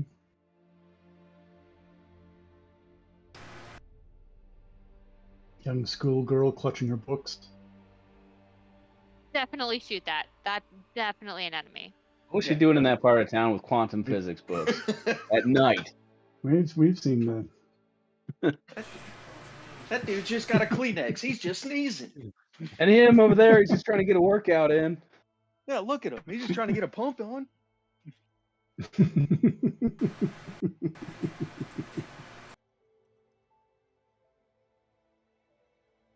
All right.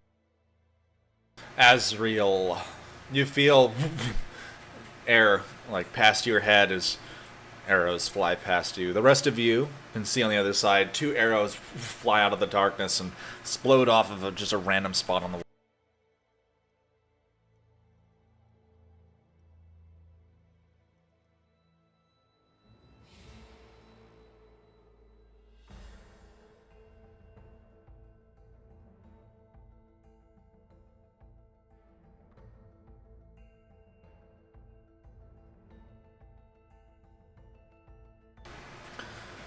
Azrael, as you're kind of like attempting to dodge in here, twisting this way and that, you can feel and hear around you there is like motion and attacks being directed towards you in the darkness. Like the sensation of it like missing until one of them just like teeth just like clamp around your ankle and like dig in. You take 13 piercing damage as it like sinks in and then like withdraws this deep wound. So I felt it kind of move away. Yeah, you can feel it like snaps around your ankle and then it lets go and like pulls back. Yeah.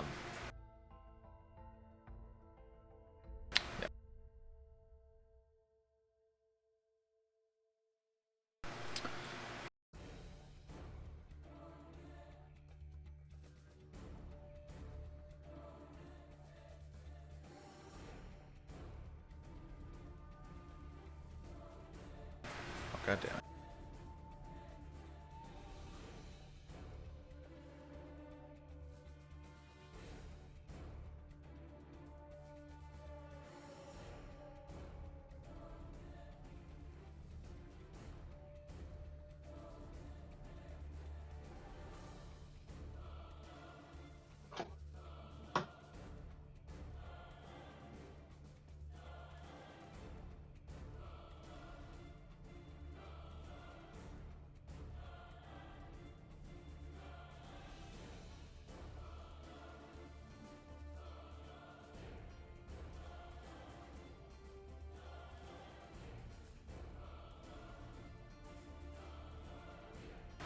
All right.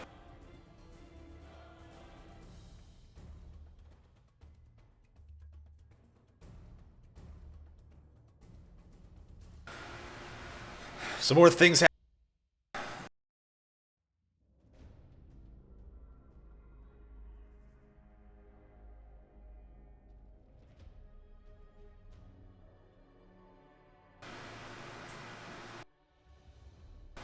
Alright.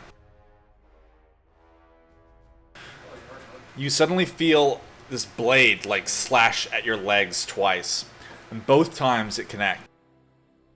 And this like kind of like snarling chuck in the darkness that moves away. You would take 12 slashing damage.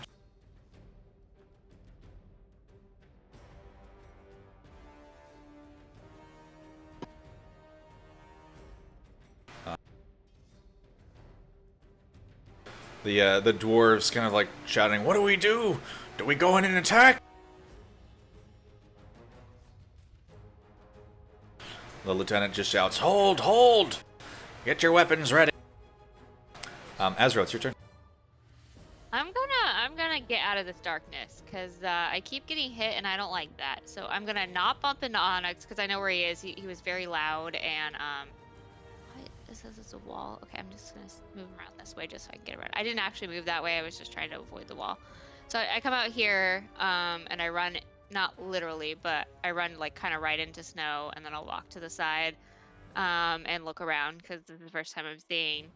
And I don't see anything, Okay. but I'm hurting, so I'm not going back in the darkness. So I'm going to just ready in action with my throwing knife for anything that comes out that's Gotcha. hostile.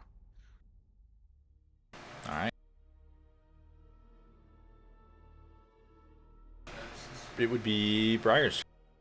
You can fly 40 feet to the other side. I've measured it out. She's just gonna fly straight through. Well, yeah, if she goes up top, you said that like it's high enough it's not melee. Sure. So she's just gonna fly up along the ceiling to get to the other side of the darkness. So 40 would... sure, whatever. I mean, I guess Shoot. if you wanted to sit up top in the ceiling in the darkness for a turn, you can do that. I mean, 40 would get her literally just to the other side of the darkness. What she would find when she gets over there is that there is no source of light on that side of the sphere of darkness. She can't see. She doesn't have dark vision. She has a globe. Oh, is that on? She, Okay. yeah, she just, so it's tied to her backpack and she just says a word and it just, bright light. We did that just specifically so she would have light when she needed to see. There is one of the scouts is like drawing up another set of arrows just on the other side.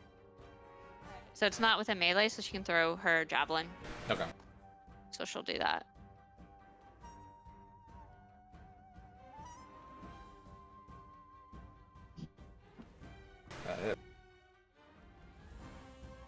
And then, yeah, that's her turn. She'll stay up top because that way she's not within melee of anything.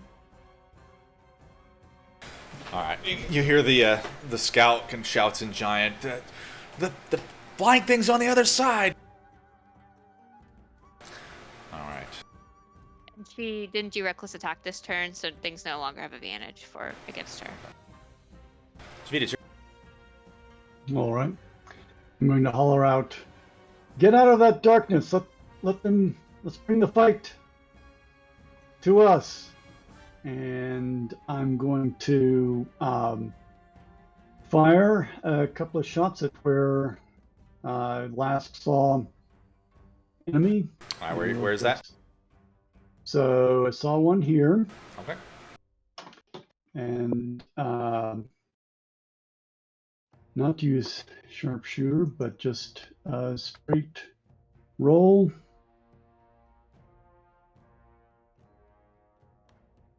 All right. Your arrow disappears into the darkness. And I'll put another one.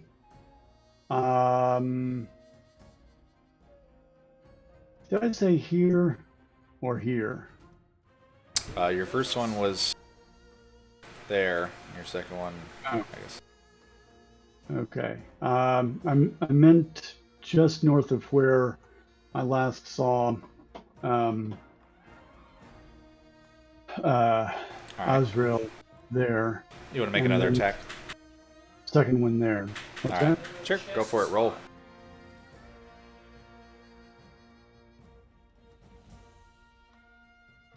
All right. Another arrow into the darkness.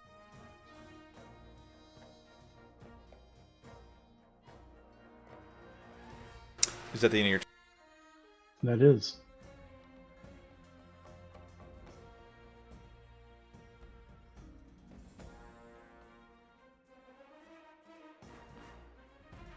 I hope that if the arrows didn't get stopped by anything, that the scout on the other side to enjoy having arrows coming at him through the darkness, just for a little extra special fun. Maybe. Onyx, it'd be your turn. Alright, so I heard Jabi say get out of there. I heard Snow yelling at Briar. So 5, 10, 15. Right about there. Does that get me out of the darkness? Yes. Okay, yeah. I'm just gonna back up, holding my sword out in front of me, and I'm just gonna once again ready in action to hit anything that I see come out of it. I'm just like very slowly backing up. So I don't know what the hell's going on.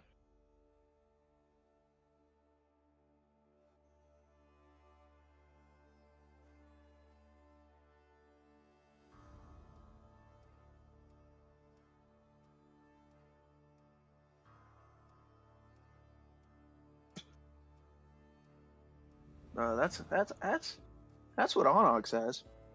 All right.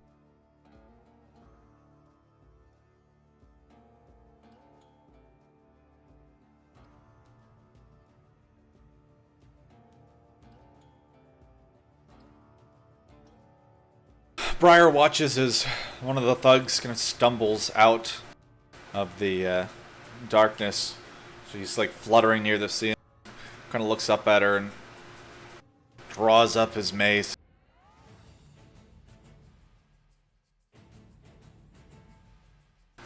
Yeah, that's what he's gonna do.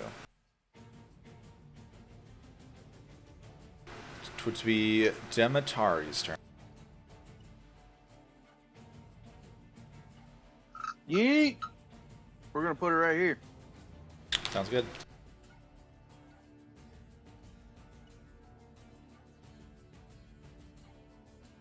She's gonna keep machine gun and firebolts in there because those are free. All right. Snow, it's your turn. No. Just gonna hold that action. Okay. Scout is going to shoot at Briar. 2 more arrows, both like grazing her. So you take another 4 piercing damage as one of them connects.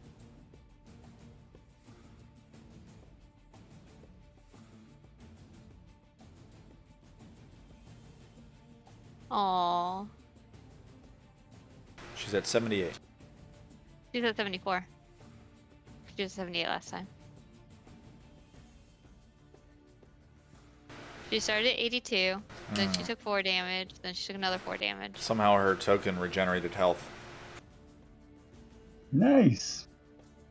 Very cute Keep dog. that up, Beetlebug. This is Sadie Lady. Aww. Regen.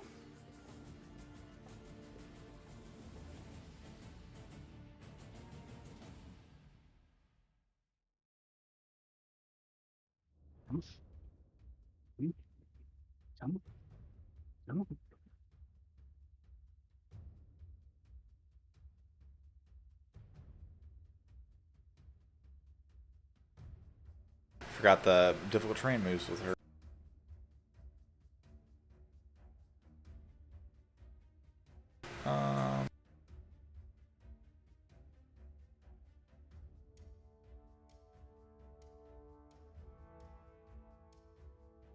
Okay.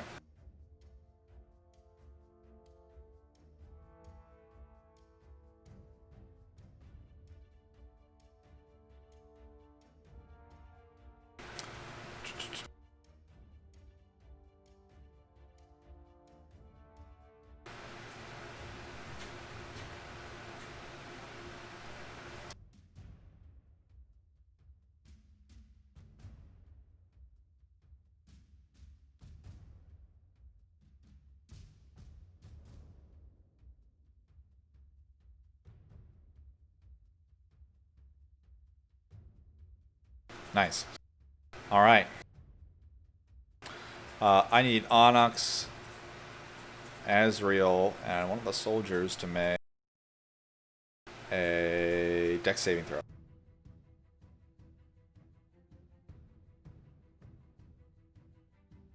I'm real good at those.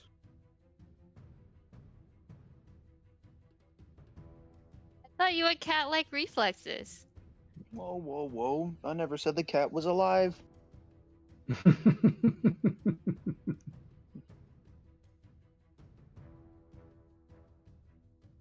All right. Well, you do save.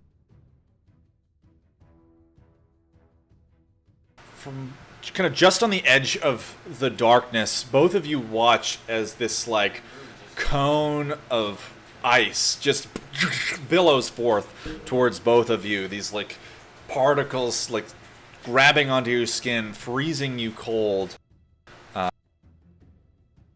You would both, because you saved, would take 12 cold damage. Not looking great. Behind you, one of the like soldiers that was closest, the cold just like grabs him and just freezes him tight, and he falls dead right behind him. He did not save, and he took the full 25 damage.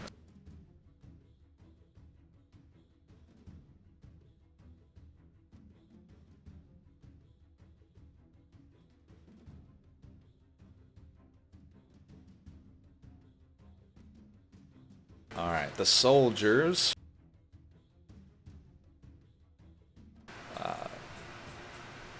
The leader, like, watching his compatriot fall dead, he's gonna shout, "There were only a few of them! We can take them! If we just get in there, we can stop them!"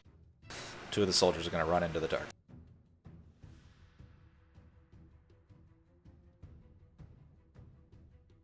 Do I see them run? Yeah, they just run past you. Damn it.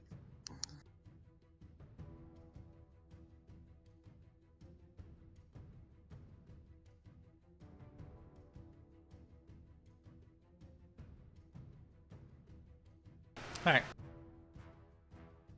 Astro, it's your turn. See, I'm not like well, so I don't want to be like running in and getting hurt because it's just not smart. So I'm gonna run over here by Demetari and just be like, seriously, you can't dispel that? I thought you were good at magic.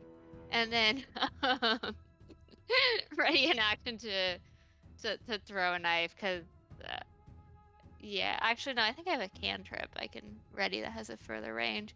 Yeah, I'm gonna ready Toll the Dead on whatever if I see anything hostile, but yeah, I'm not well enough to be doing anything, so that's my turn. Alright.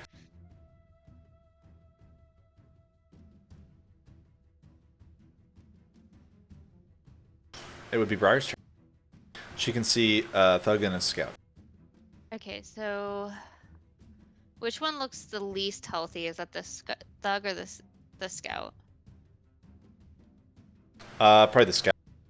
All right, so The she'll fly thug down. looks barely injured. The scout looks a little bit bloodier. Okay, she'll fly down and try to hit the scout with her battle axe. Alright. And can she do it where she's not in melee with the thug, so she can go back up? Not really. No. In she order might to fly get down. in order to get close enough to the scout to attack with a melee weapon. Okay. I mean, I guess she could go kind of like over against this wall. Like, Yeah, I was just trying to stay out of the melee so she can go back up afterwards. Sure. Like die bomb, attack, go back up. yeah. She'd be able to finish off the scout. Then she'll fly back up to the ceiling.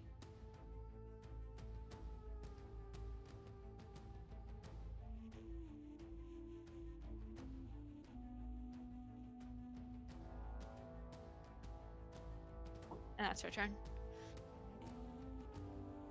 All right. Javita, I saw the cone of ice come out of the darkness. Yeah, from right and hit my friends. So I'm going to aim for where the tip of the cone, the origin of that cone would be, and see if I can put a stop to whatever that was.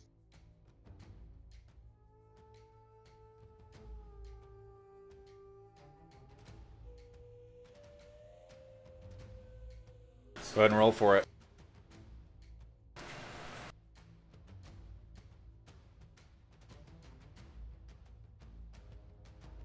And then we'll put a second one in the same place.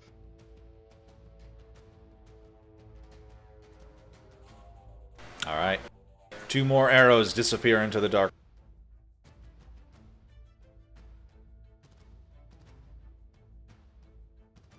And that'll be my turn. I don't hear any funks and groans or... You're pretty far away, so you would definitely not be able to hear, even if there was.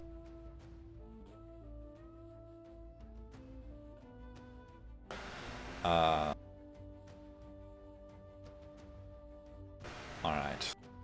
The thug, seeing Briar... Or no, sorry, it's Onyx's turn. Onyx, go ahead.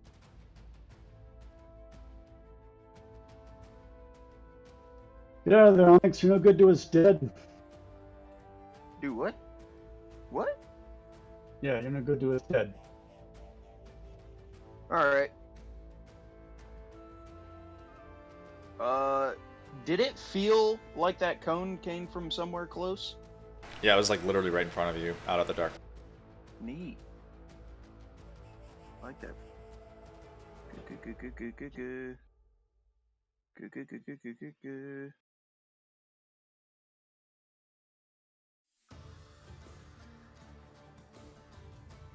Yeah, that's good enough. Cool. Right there. What are you doing? Thunder wave. Alright. Smart.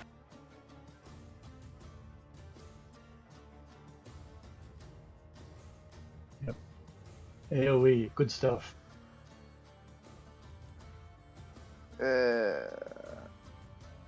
Alright, con save. DC 13.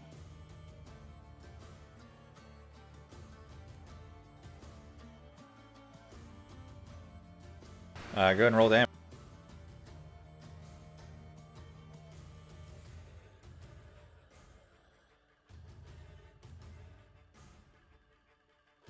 And if they failed their push 15 feet directly back from me.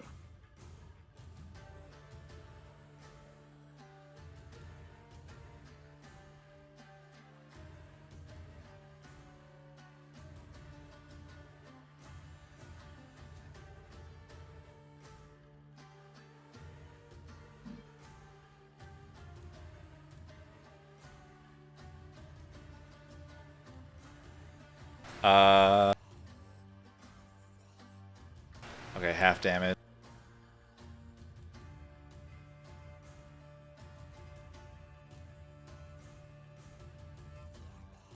Oh my god. Alright.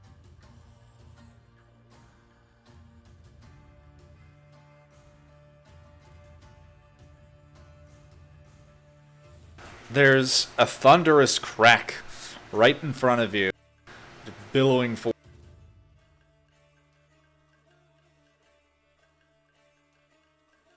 The 2 dwarves who had just run into the darkness, like you watch both of them slam against the wall. The darkness swirls away, and standing about 10 or so feet in front of you is this like half-dragon, white, pale scales adorned in like a massive ornate set of plate armor, huge shield in front of him, long sword at the ready.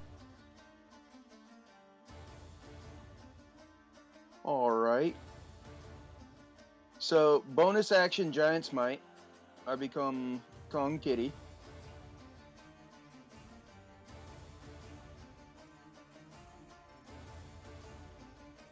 Did the darkness dissipate? Yes.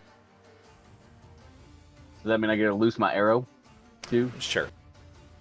Oh, yeah, I had a ready action. What's within 60 feet of me?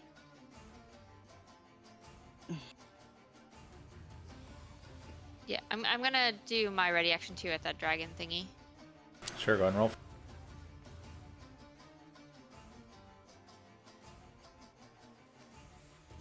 That misses.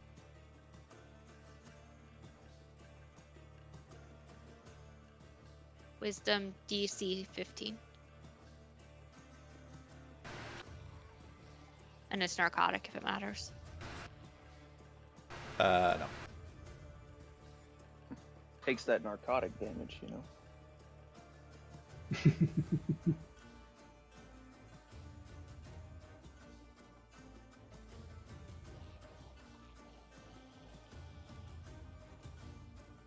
All right. Your arrow glancing off of his plate armor. But he does grab at his skull and it's like shudder. I imagine it's just Horde screaming in his head.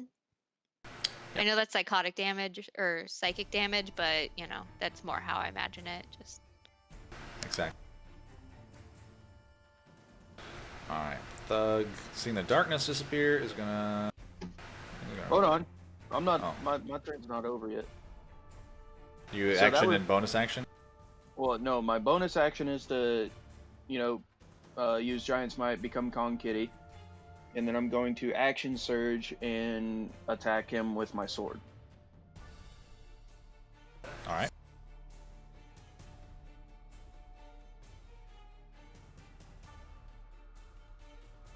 Give me something good. Not good. Yeah, he just kind of like raises the shield and your blow just slides off of it into the wall next to you.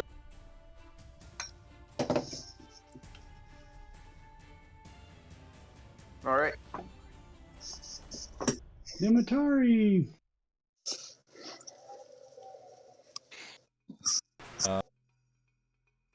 Alright.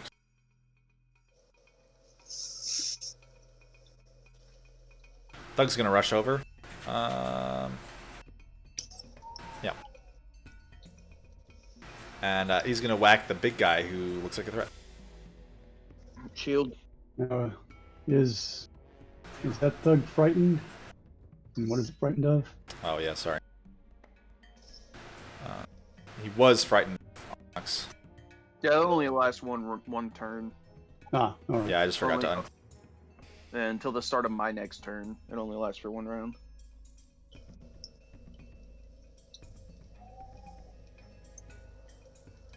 It does not last very long, I'm afraid.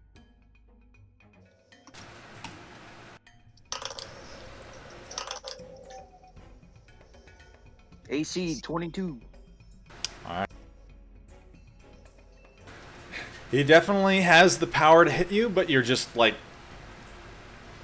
this like magical barrier around you. Just the mace is exploding off of it.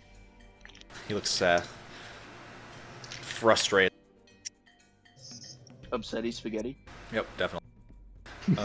That's the end of his turn because he used all of his moves. Dimitari, it's your Okay, I was told I have 5 temp HP and 1 of each spell slot. probably, I don't know. Okay. Well, is it still shrouded in darkness for everyone? Nope. Oh, well that's good. Okay, cool. We go after the dragon looking thing. It looks scary and it's the one that caused the darkness. Ah, fair. Okay, well, sounds like we're doing Firebolt. Did he like that? And he looks like he might like fire. He's white. He's not red, actually. Oh, okay, well cool. Boom, Yeah, Firebolt. you did ice. Nice.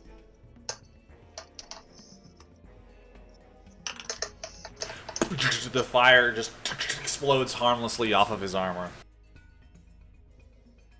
He's just really Great. well armored. Okay. I'm glad I showed up for that. Just in time. We still have like half a fight left. Don't worry. I'm sure you'll do something cool. Oh, also, Azrael was kind of shaming you because you didn't have Dispel Magic. She doesn't know what that is, though. She was just like, I thought you were good at magic. Why can't you get rid of that? I could have done Sickening Radiance on it. Had You for- I actually been here. Yeah, well, you know, you weren't. You were in some type of, yeah, you weren't aware. It's a new spell. It was like far from the forefront of my mind. Where you were going through your book, you were trying to figure out how to get it done, and then by the time you figured out how to get it done, the thing was gone anyways. All right. Snow, it's your. All right, I'm target the big guy right ahead of me.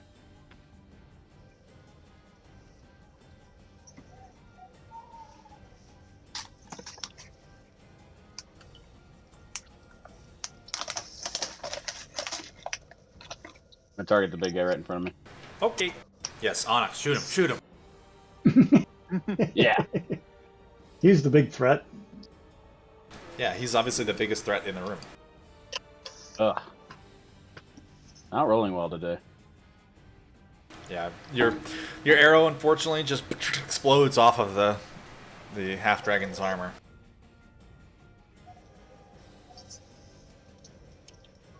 Oh, that's really all I can do.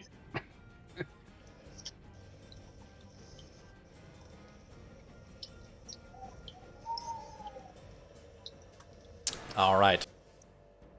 There are no more.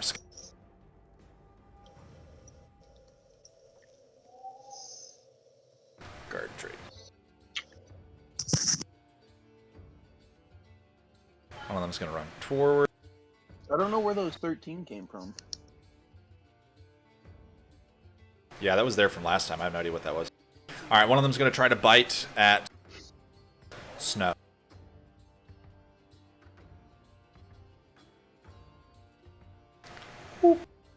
All right, the teeth would connect for 5 piercing damage.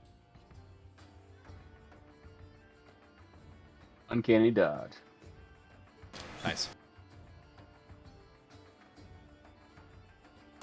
Yeah. The other one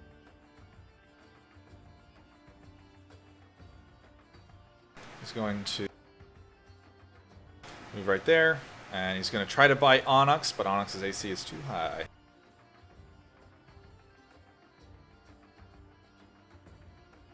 And that's it.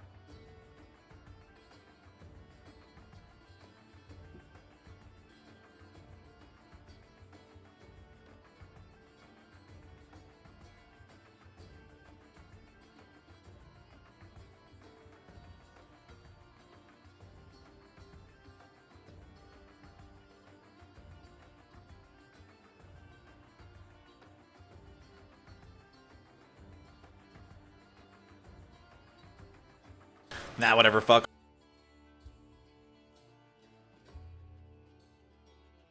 That's what the Dragonborn says.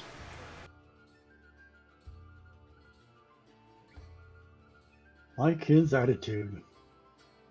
Yeah, he says, actually, good luck. Fuck them kids. And he draws up another breath weapon, and ice billows forth. And I need really just Onyx to make deck save.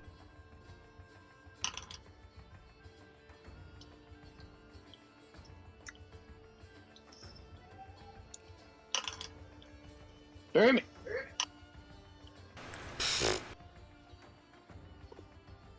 What'd you roll? I don't see yours. It's still rolling. Oh, okay. 15. You're a lucky man. You would take 11 cold damage. Yeah, I'm down. Oh, alright.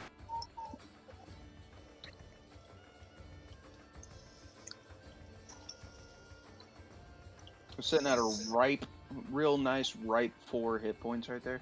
Alright.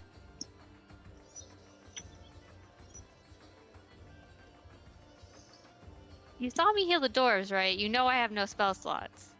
Yes. Oh yeah, also that. I saw you heal the dwarves. I was in a bag. Oh shit, you... Well, yeah, right. Onyx doesn't know that I can't pick him back up. I think maybe Javid can. Maybe, if you're lucky. I can do it. All right. As the ice kind of flows forth, the thug on his own team falls dead from his own breath weapon because the Dragonborn said, or the half dragon said, "Fuck them kids." And with that, he is going to. trying to shoot this guy with the shield. Retreat back into. Son of a.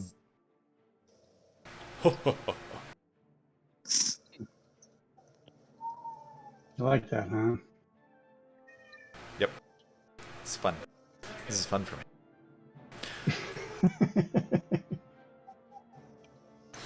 All right. Or in any of the dwarves, are they all just dead, or are some No, of them there's unconscious? two still alive. And the other ones are definitely dead. Like they can't be saved. Oh, they've definitely perished. Two of them were killed by the icy breath of the half dragon, and then two of them got thunderwaved into a wall. Huh. Or inexplicably were shoved into walls in darkness. Could have been anybody, really. Could have been anything, honestly. Yeah. You know, we have to at least show up with some dwarves back, right? The camp. No one said alive. We went from 40 to 2. All right, the two dwarves are gonna run towards the drake and try to kill.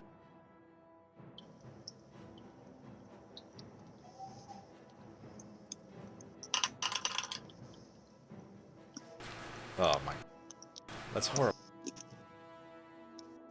Well, they don't roll very well. They're just like their long swords are like twirling as they're trying to cut the drake, and it's basically doing nothing.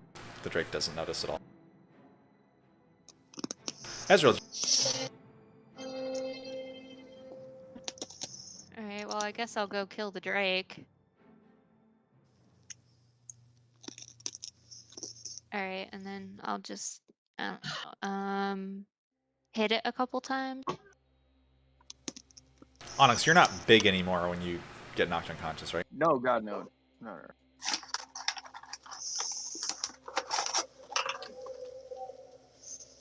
And if it's not still dead from my first 2 strikes, I'll use my bonus action and strike it again. From the first two, the 11 and the 7? Yeah, the 11 and the 7. That would. Alright, there's that other drake over there, right? Yep. And it looks like it's trying to eat some cat, as lizards are wont to do. I have enough movement, so I can go get it. I crit on my first one, so there's no point in re-rolling, because, well, I can't do better than that. So I crit it with my bonus unarmed strike. It looks pretty badly injured, but, you know, still stands. That's the end of my turn. Nice. It's Briar's turn. She can kind of see the white half-dragon inside of the room. He's waiting just inside the door, ready to strike anyone who comes through.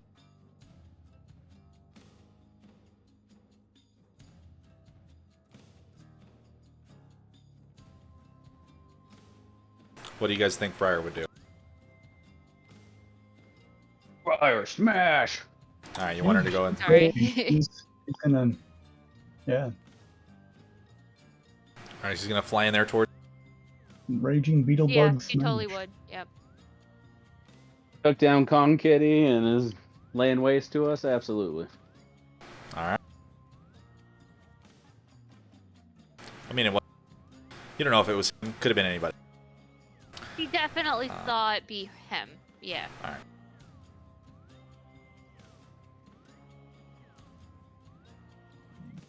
You're right. It could have been anybody, but he's implicated. Sure. That's good enough. That's 9/10 the law. Guilt by association. Alright, go ahead and roll some attacks for Briar.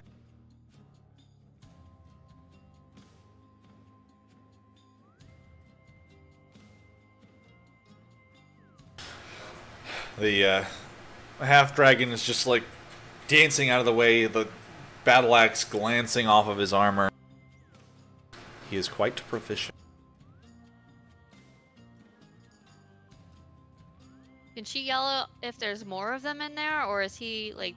As far as she can tell, he's the only one in. Okay.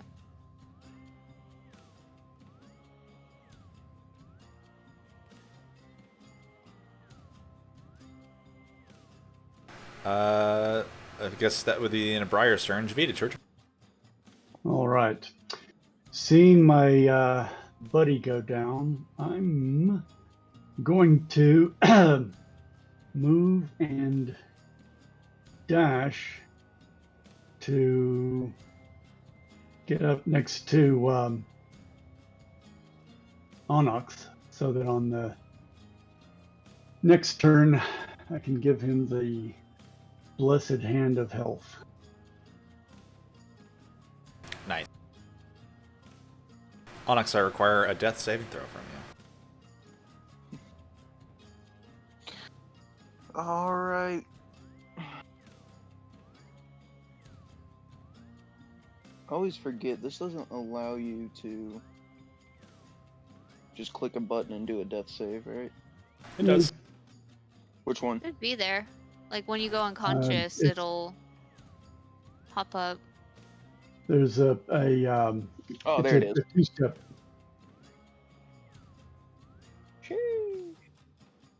I believe that is a pass.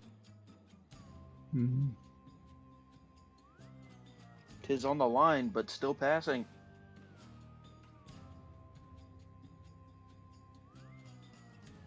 Gentlemen, see.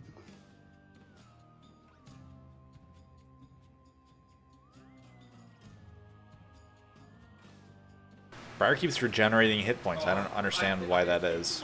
He definitely only has 74. Alright. Demetari, it's your... There is a Drake still alive within this room.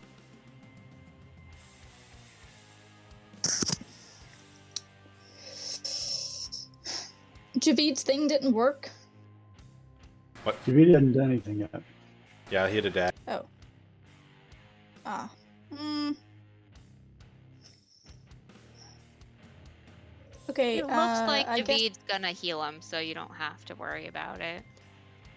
Right, yeah, worry about the threats. Firebolt. Obviously.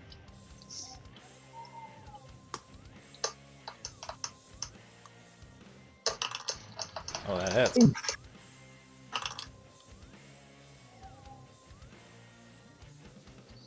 The firebolt explodes off the hide of the lizard. It looks near death. Is that the end of your turn? Yeah. Alright, it's Snow's turn. All right. Well, I'm just gonna try to put an arrow through its head. It will be a disadvantage because it's literally right in front of you. Why don't you like I'm not punch moving, it? so straight roll. Yes. Why don't you punch it? Because you would have advantage if you try to punch it. Or any Unless you melee. can Carter, Like a short use it sword this on you at time. all? he's got to In draw it. theory, could he take the arrow with his hand and like shove it in the eye? Is that a weapon? That's an Yeah, improvised Ezreal. weapon. Yeah, Fine, I'll Ezreal just used short it. sword it. It's fine. Just I mean, saying you would have could- advantage. Stab it in the eye. It'd be pretty cool. Fine. And drop my bow and I didn't Sword realize sword it. Snow was so averse to using melee weapons. You kill.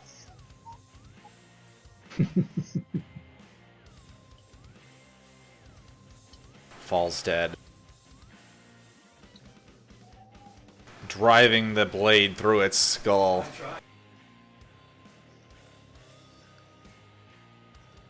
Don't forget to pick up your bow. might have pulled the sword out and, just because I like my one trick doesn't mean I'm a one trick pony.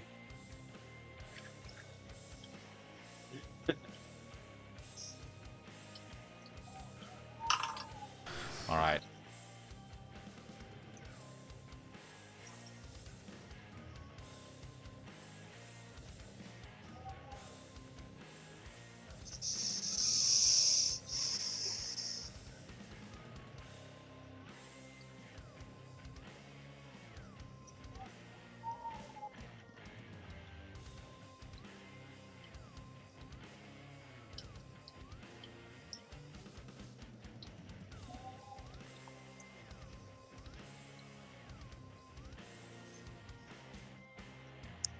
Alright, he's gonna try to whack.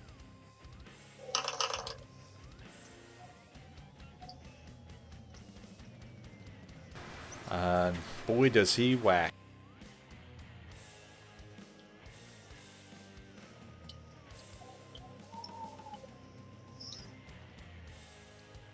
Both blows connect. The first one for 12 slashing damage, the second one for 9. So it'd be The 6. half? It'd be 6 and 4. So Got it. All right.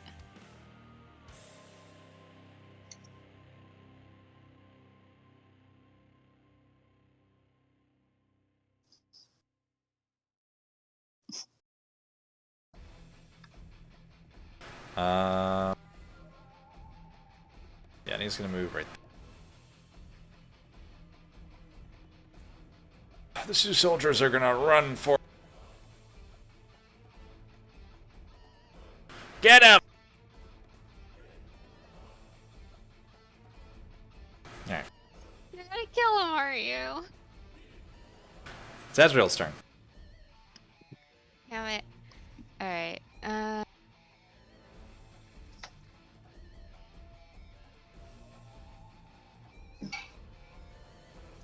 As she goes to run away, I'll be like, Azrael, give me that bag. So there, she can see that. Let me see how long.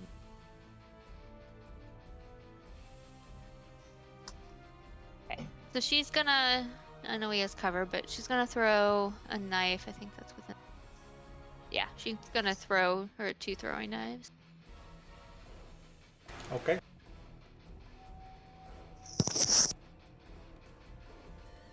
Yeah, you're gonna throw them and they just like slide off of his plate armor. Then she's gonna.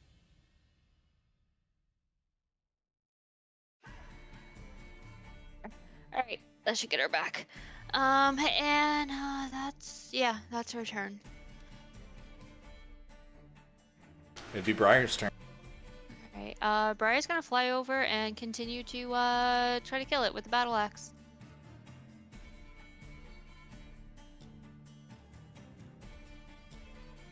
Alright, that second one does hit them.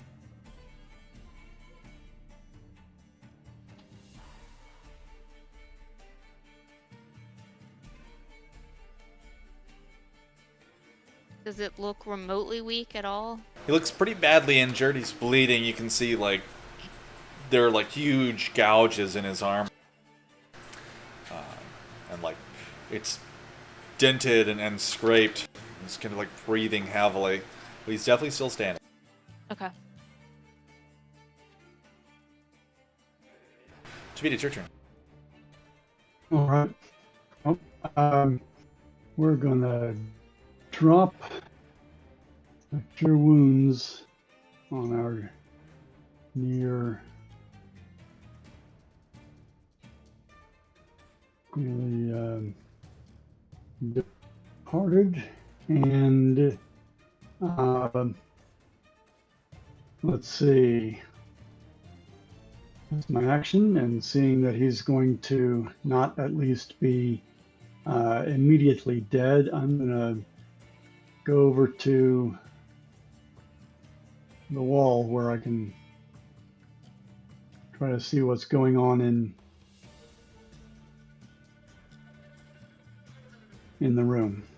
All right, that's it.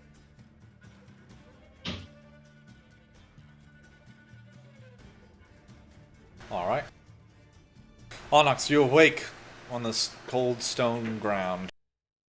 I'm gonna stand up, breathing hard. I'm gonna walk around the corner. 10, 15, 20, 25. How much movement do you have? 30. So you would have spent half of it to stand up. I have the athletic feat, Alright, fair enough. which allows me to stand up using 5 feet of my movement. So my movement speed is 35. So I have 30 total. Alright.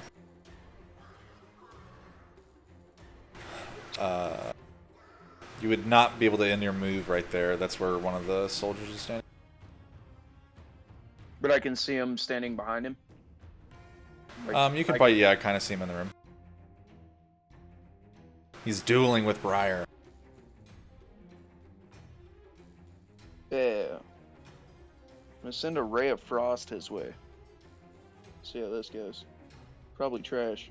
Yeah, trash. Yeah, just like the frost just kind of like sticks harmlessly to his arm.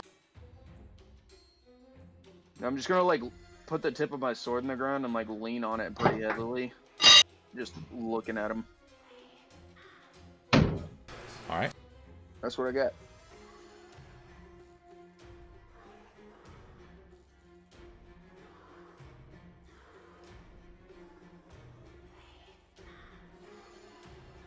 Demetari, it's your Alright, now that all the action has migrated, I guess I shall do that.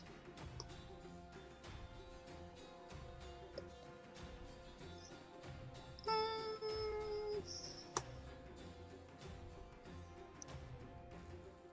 think I'm just gonna spend my action dashing, trying to figure out where things are. Okay, I see Briar. Cool. Alright, I'm done.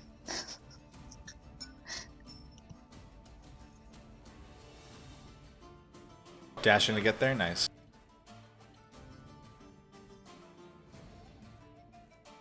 Snow, it's your turn. Alright.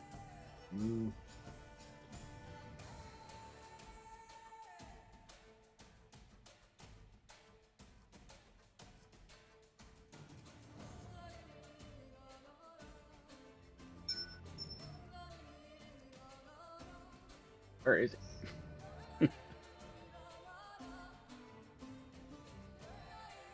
Alright. Oh, I'm gonna ready an action for when I can see him. Or am I just not seeing him right now?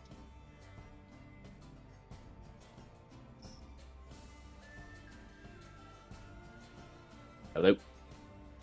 Hello. You hear me? Yes. Alright. I'm gonna use my feline ability and move over here and shoot an arrow. Well, insightful fighting him. And then shoot an arrow at him. Oops. You can tell that he is readying up another breath weapon attack.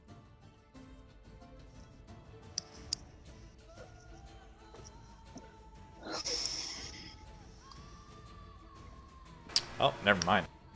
He's dead. Your arrow, like, as he's, like, drawing up another breath, your arrow just, like, catches him in this, like, soft spot of his armor, punching straight through his chest, and he just, like, gasps and falls dead.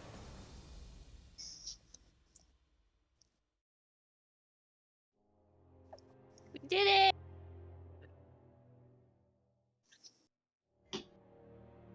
Stretch. Yay! Ugh. The two dwarves. Ah, we got him! Great work, everyone. Yes, good job. Do they look like they need healing? Like some type of plot armor, something I can like put them on them, like bubble wrap?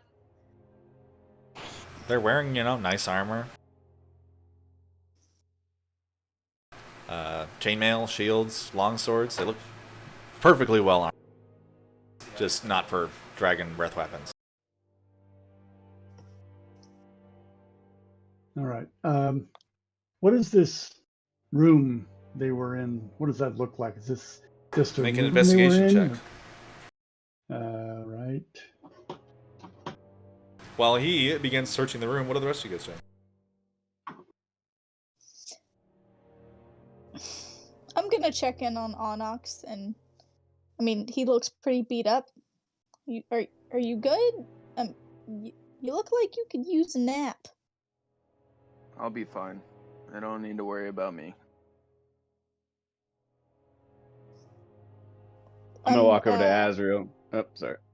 Oh, that's fine. I basically was just gonna say I'm gonna still try to attempt to, I guess, like, prestidigitate some of the blood off, because it probably looks pretty gnarly, and, like, you know, doing the whole band-aid over severe injury thing. I'm gonna walk over to Azrael and be like, Hey, can I have that bag?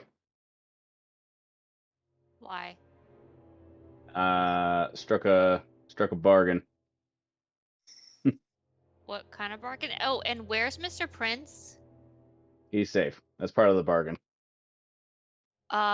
He was supposed to see if he could work with the dwarves. Different bargain. We'll cover that later when we're out of here. Right. So I'll hold on to the bag until you tell me what's going on. Yes, but now I have an oath to protect his life, and Uh-huh. I never get up too close to the fighting. Uh-huh. Uh-huh. I'm just gonna keep it until you tell me, because I don't see a Mr. Prince, and we had agreement that he was going to help the dwarves. Help the doors with what? Because I have an agreement with his boss to get him out of the dwarven city. Well, he said that he was going to work with the dwarves. Remember, that was the whole thing about why he was talking to his employer, because he was gonna see if he could work with the dwarves. Well, it seems that it didn't go that way because he's got a different job now apparently. I'm just gonna like tuck So- the bag in my backpack right now. So hearing this about the boss, you met Mr. Prince's boss. Who's that? And what's that about? Who does he work for, and what's that situation? Well, long and short of it, it's a 10,000+ year old obsidian great worm that basically holds the wealth of human knowledge. Or not human, but Oh, our humans, world huh? and other worlds' knowledge, and seeks to protect it all. Where does he hold the knowledge? And a great library that no one has So, permission to access. And you so didn't that's on the other end of the satchel. Yes. you didn't question any of why they're holding the knowledge. I'm Preserve sorry. it, Would you which is ask my whole questions? thing. Would you ask Yeah. questions when you're staring into the face of a multi-millennial old dragon that could literally tear you in half? Yes. Certainly, as those are the more likely to be evil. Preserving knowledge is what I do. Right. Uh, Sounds like they're less evil than the Everhold Institute. That does not make me feel warm and fuzzy. That's great. You don't have to feel warm and fuzzy about it. You're not the one who made the oath to protect Well, him and I help him. already, yeah. Okay, but he said he was gonna help the dwarves, right? We can't They're just not helping abandon the them. dwarves. Excuse me? They're And not helping the dwarves. They have their own agenda, and they're not implicated in this at all. And you can't just hold a bag and force them to do it. And their agenda is to store books for no one else to read? No, That sounds No, messed up. Very they're not. sketchy. I want to read some There are books. certain people who are permitted to enter the library. their goal is to make sure And no one you is two ever were permitted. forgotten. No, we No, were not. we almost ended up in another plane desert, a desert on another plane of existence. So you don't think it's weird that they're holding knowledge for protection by keeping it away from everyone? You should go in and ask him It is yourself. not I from would love to everyone. do that. That would be great. Is the library first before I go to the asking questions part? Yeah, Oh no, Because if you'll I have immediately to, be detained.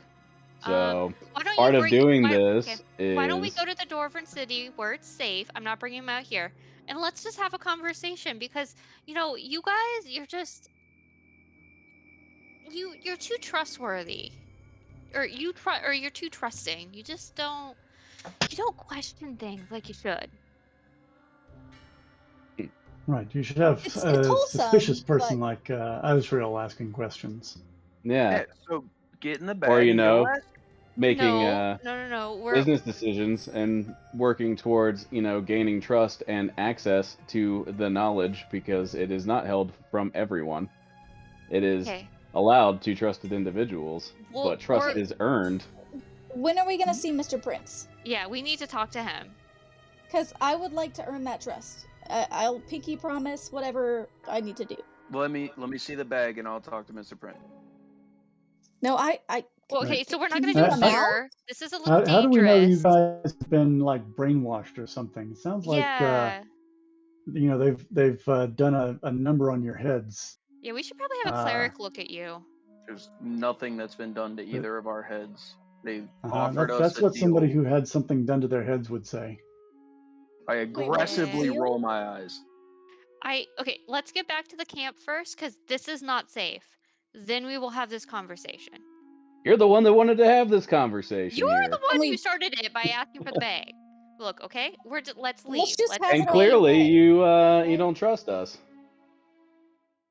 It's just that you're Yeah. more Do we trusting trust them? than you should be, and that is not who. I just want to make sure that you weren't brainwashed, or you had your memory altered, or maybe were manipulated into making a deal that you shouldn't have. Not to interrupt or anything, but we should probably get going. We're still pretty close to Turn to him. those big Stay troops. out of this. All right. No, No, we'll no, go to the- the the- camp. A Lieutenant's on -1 the- charisma got check. the right. Lieutenant's got the right idea. Let's. Oh let's no, get he's out of here. dead. We He's can- dead. He died. Oh, the lieutenant's Yeah, dead. we're just some random mooks, really. I'm gonna look at him. Congratulations All right, on you- the advancement. Yeah, you just got a field promotion. Whoa. We'll call you lieutenant till we get back. Somebody else can figure it out. Can I take some of my blood and just put LT on his chest plate? Yeah, you like rub the lieutenant into his chainmail, and he's like, thank you. You're welcome. Don't mention it. All right. Javid, with your cursory investigation of the room, you can tell that there's pack rolls, there's a few packs kind of leaning against the wall where you find rudimentary supplies for setting up this camp, firewood, kindling, tinderbox, other stuff like that, a few satchels of water. This appears to have been probably a little encampment that they had set up. So, it's just it.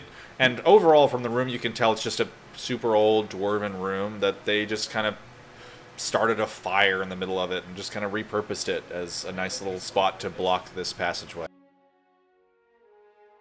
All right.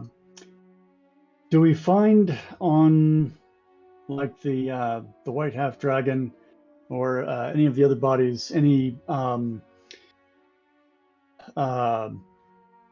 messages or notes or commands or anything that would be something that would have been written that tells them what they're doing here, who they are, any information about the enemy that would prove useful, give us intelligence about their intentions or actions? Not that you're able to find, no. All right. Well, the Buck Lieutenant here has got the right idea. Let's get our butts out of here and hope not to run into any more patrols, another one like that, and I think one or more of us are done for. May the spirits of your slain comrades enter the halls of the ancestors. Right. All right. I think this will be a good spot before we continue back on a Torevir Deep, where we will take a little break.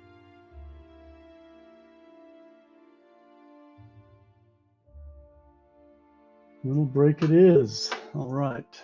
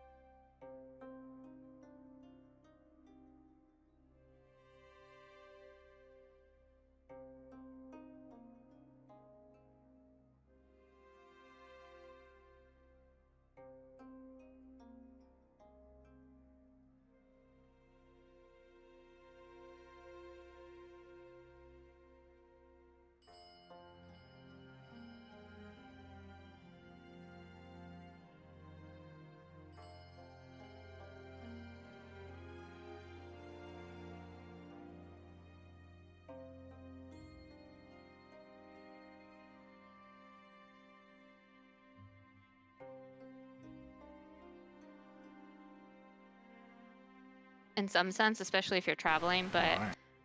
PC, I think, is just better overall for games. That's what I hear. But Uh, I play games a lot of the time with others, and so like I've got friends that are on Xbox that don't play PC. All right. Welcome back, everybody. So, you have just finished defeating some of the guards who were defending this passageway. You've searched their room, found relatively little in terms of as to why or what they were doing here. The dwarves are a little bit antsy to return to Torevir Deep.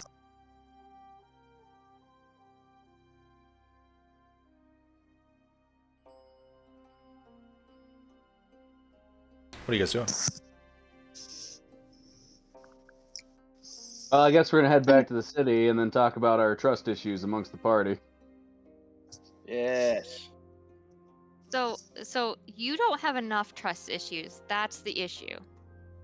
Also, my issue isn't trust. It's also a deal that doesn't um, concern you. It's the intelligence. You know, like maybe you just don't know what questions to ask. Also, you're not the best at like negotiating. That's why it's such a cut and dry deal here. So what do you get? I think you've talked about what they get. But what is the deal? You don't die? A job, and further down the line, access to the library. That doesn't. Oh, so a selfish deal. There we go. Guys, we are still down range. We need to get ourselves back to a safe space before we carry on this conversation. Let's, quietly and with due haste and caution, take ourselves back to Torevir Deep. I'm still gonna No, be we don't. talking about this with Azrael mind linked the whole way Yeah. there. Okay. Not creepy, I'm sure. It shouldn't be creepy by this point. You're gonna be talking back. We're friends. Talking to each other's heads is normal. Yeah, it's a totally normal way to communicate with each other. What is your marching order? I'll I be think we'll send. I guess I'll be walking ahead of Azrael at this point. I mean, I keep kind of her want to take behind up you? the rear I just don't to know. make sure, because everyone seems very oblivious. So I'm gonna be in the back. But Demetar can be in front of me. Not like I want to see you. Oh, okay. I just don't want you to get kidnapped. Do you think that I'm the Daphne in the group? Ooh, he called Ow! you Daphne. Oof. Saying And, like See you're anything without my squishy. glasses. David's going to be moving out just a little bit even further than usual out in front, so we didn't have to get emotionally engaged. All right.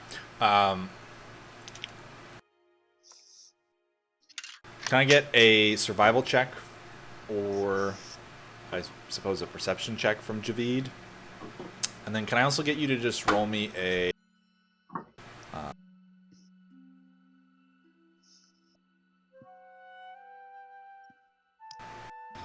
we'll say You want acrobatic. Also survival? Oh boy.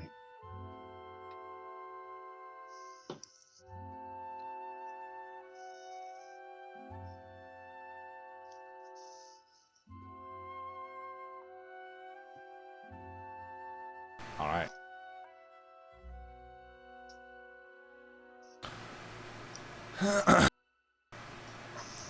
Snow is second in line. I'm with Snow. And so I'm going to be looking for anything that scouting advance party might have put up that might want to slow us down. You know, All right. traps. I think Yeah. what have you. They've had more time to prepare than I think we were really aware of. There's a lot more of them down here.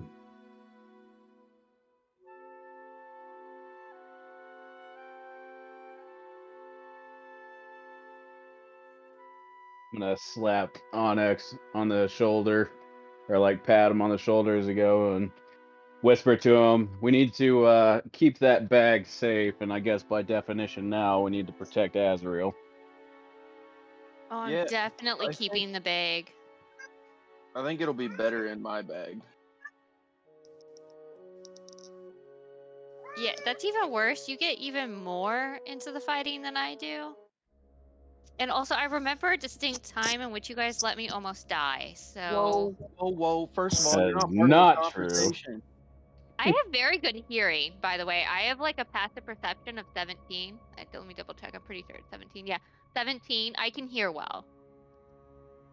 I can maintain a conversation with them, Atari, and eavesdrop on your conversation. I'm gonna be stealthy about it. I would say you'd be passive listening to me at that point, and that hurts. Oh, man, you're just hurting all kinds of relationships today, aren't you?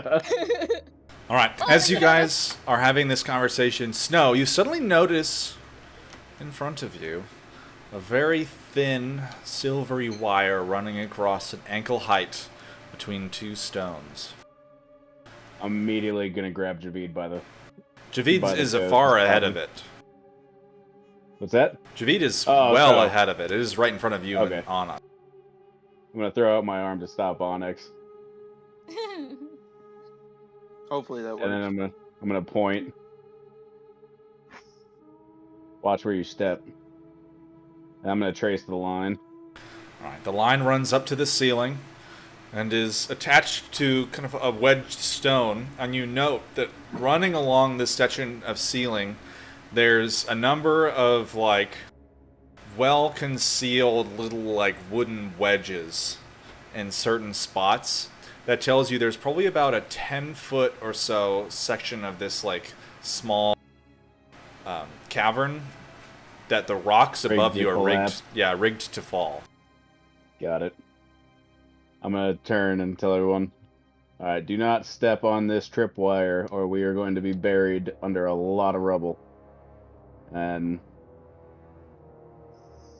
I'm gonna look around for others. All right, give me a perception check to check for trap. Check for traps. Also within, a foot, like within 6 to a foot inches on either side of this one too, to see if there's a backup trigger.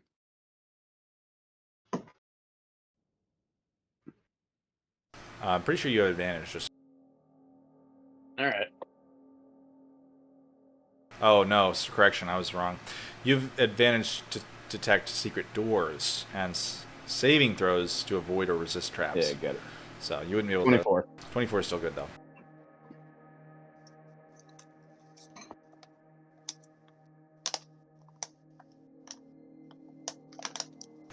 You don't notice any other traps in the immediate vicinity.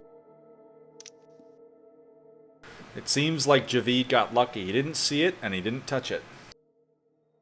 Oh, I'm gonna stand right there while every one of them passes over to make sure that they don't trip it. What happens if you cut it?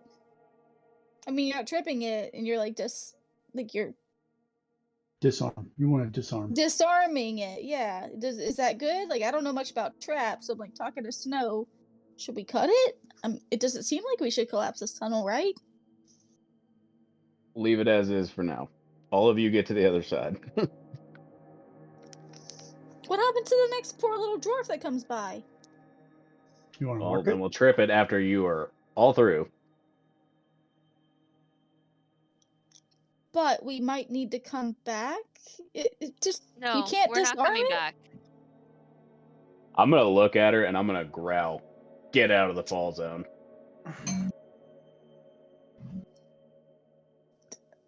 Homie ain't playing You today. just hissed at me. Wow. Okay. Sure. Sure.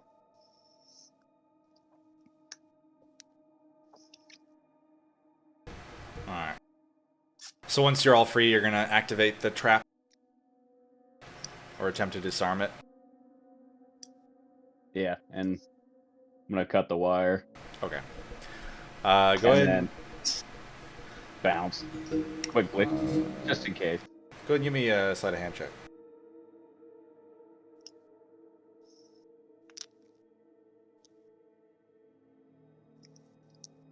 I use my thieves' tools and get advantage. Sure.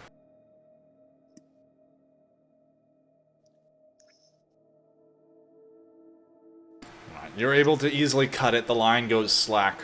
Nothing happens. We very carefully move the rest of the wires off to the side, All right. just so nobody gets caught on it. Yeah, tuck the wires away. The trap seems disarmed.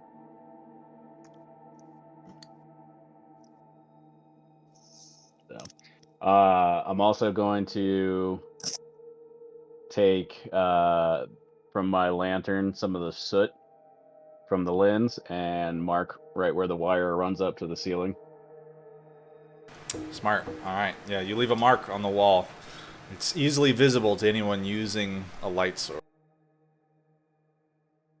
And that way, if we have to turn and burn, we can trigger the trap to collapse the tunnel behind us.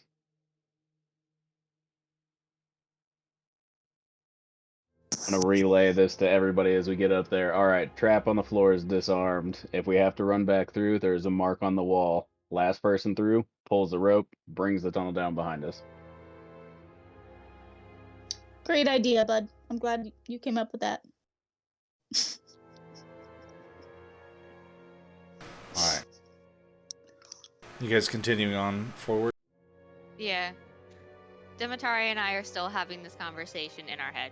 Well, I mean, really, she's facilitating it. All right. All of you continue on towards the city, kind of following this side passage the dwarves had pointed out. Takes you a little bit of time, but eventually, Javid, it opens up, and this tunnel that you're in kind of sits near the top of a larger connecting tunnel. You can see that, like, the way that it enters it is not readily apparent to anyone who is not specifically looking for it. To your right, you can kind of see this, like, larger tunnel that you're connected to climbs upward. You're about 20 or so feet off the ground. There's this, like, sloping section down towards the flattened part of the main tunnel. Inside this tunnel, you can see a number of soldiers from Austrinium, and about 40 or so feet to your right, the tunnel opens up into the much larger cavern of the city itself. Kind of peeking around the corner, you can see the flat open space of the, like, plains area that ends with the actual walls of the city and the tiers climbing upward. There are quite a few soldiers that have begun to set up these, like, thick wooden encampments here, preventing attack from the city.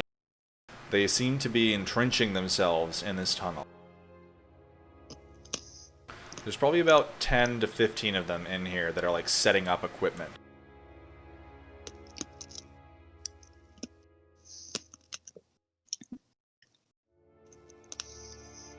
All right.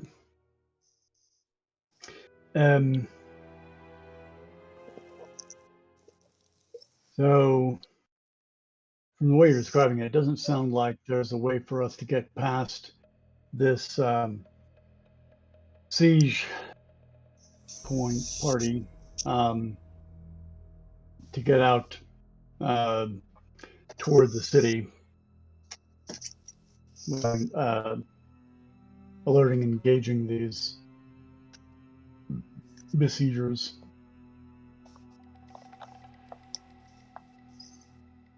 Do I have that right? Are you asking if there's no way to get past them? Right. So the sounds like from what you're describing, for us to get past them out into the open space and out to the city, that we'd have to go past this group of besiegers who are setting up their encampment.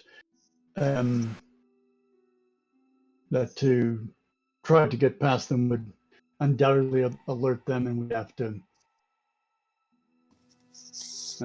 engage them or something. Yeah, pretty much. Yeah. Okay. All right, so I'm going to sneak back to the rest of the party and whisper what I've found, and ask the dwarves if there's another way around, how far back we'd have to go to not engage the enemy. How many are there? Maybe we can take them. 10 to 15, do we think we're strong enough? I mean, I know Onyx, you're feeling a little weak. We've probably spent most of our resources. I mean, I could. Well, Could we we could. stealth past them? Maybe. Like you have without a trace. Could we? I do not. I've used all my slots. I'm just worried that we'll just keep running into soldiers. Yeah. I mean, maybe we could rest for a little bit, recuperate for a short rest, and then try and take them. I mean, 10 is not too many if they don't have fire or ice breathers or explodey bits.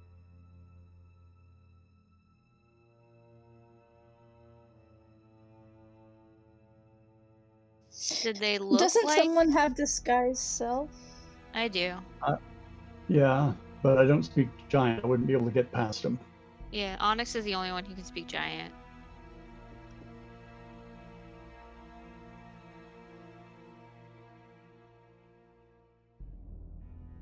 Could he pass as a Strinium? I mean, he's Oh yeah. a Leonin, I mean, so yeah. He yeah, just. they've got Actually, plenty we of- have some of their armor. It's probably in his bag because I still have it on the group loot that we have a Strinian armor just kind of sitting around. All What- right.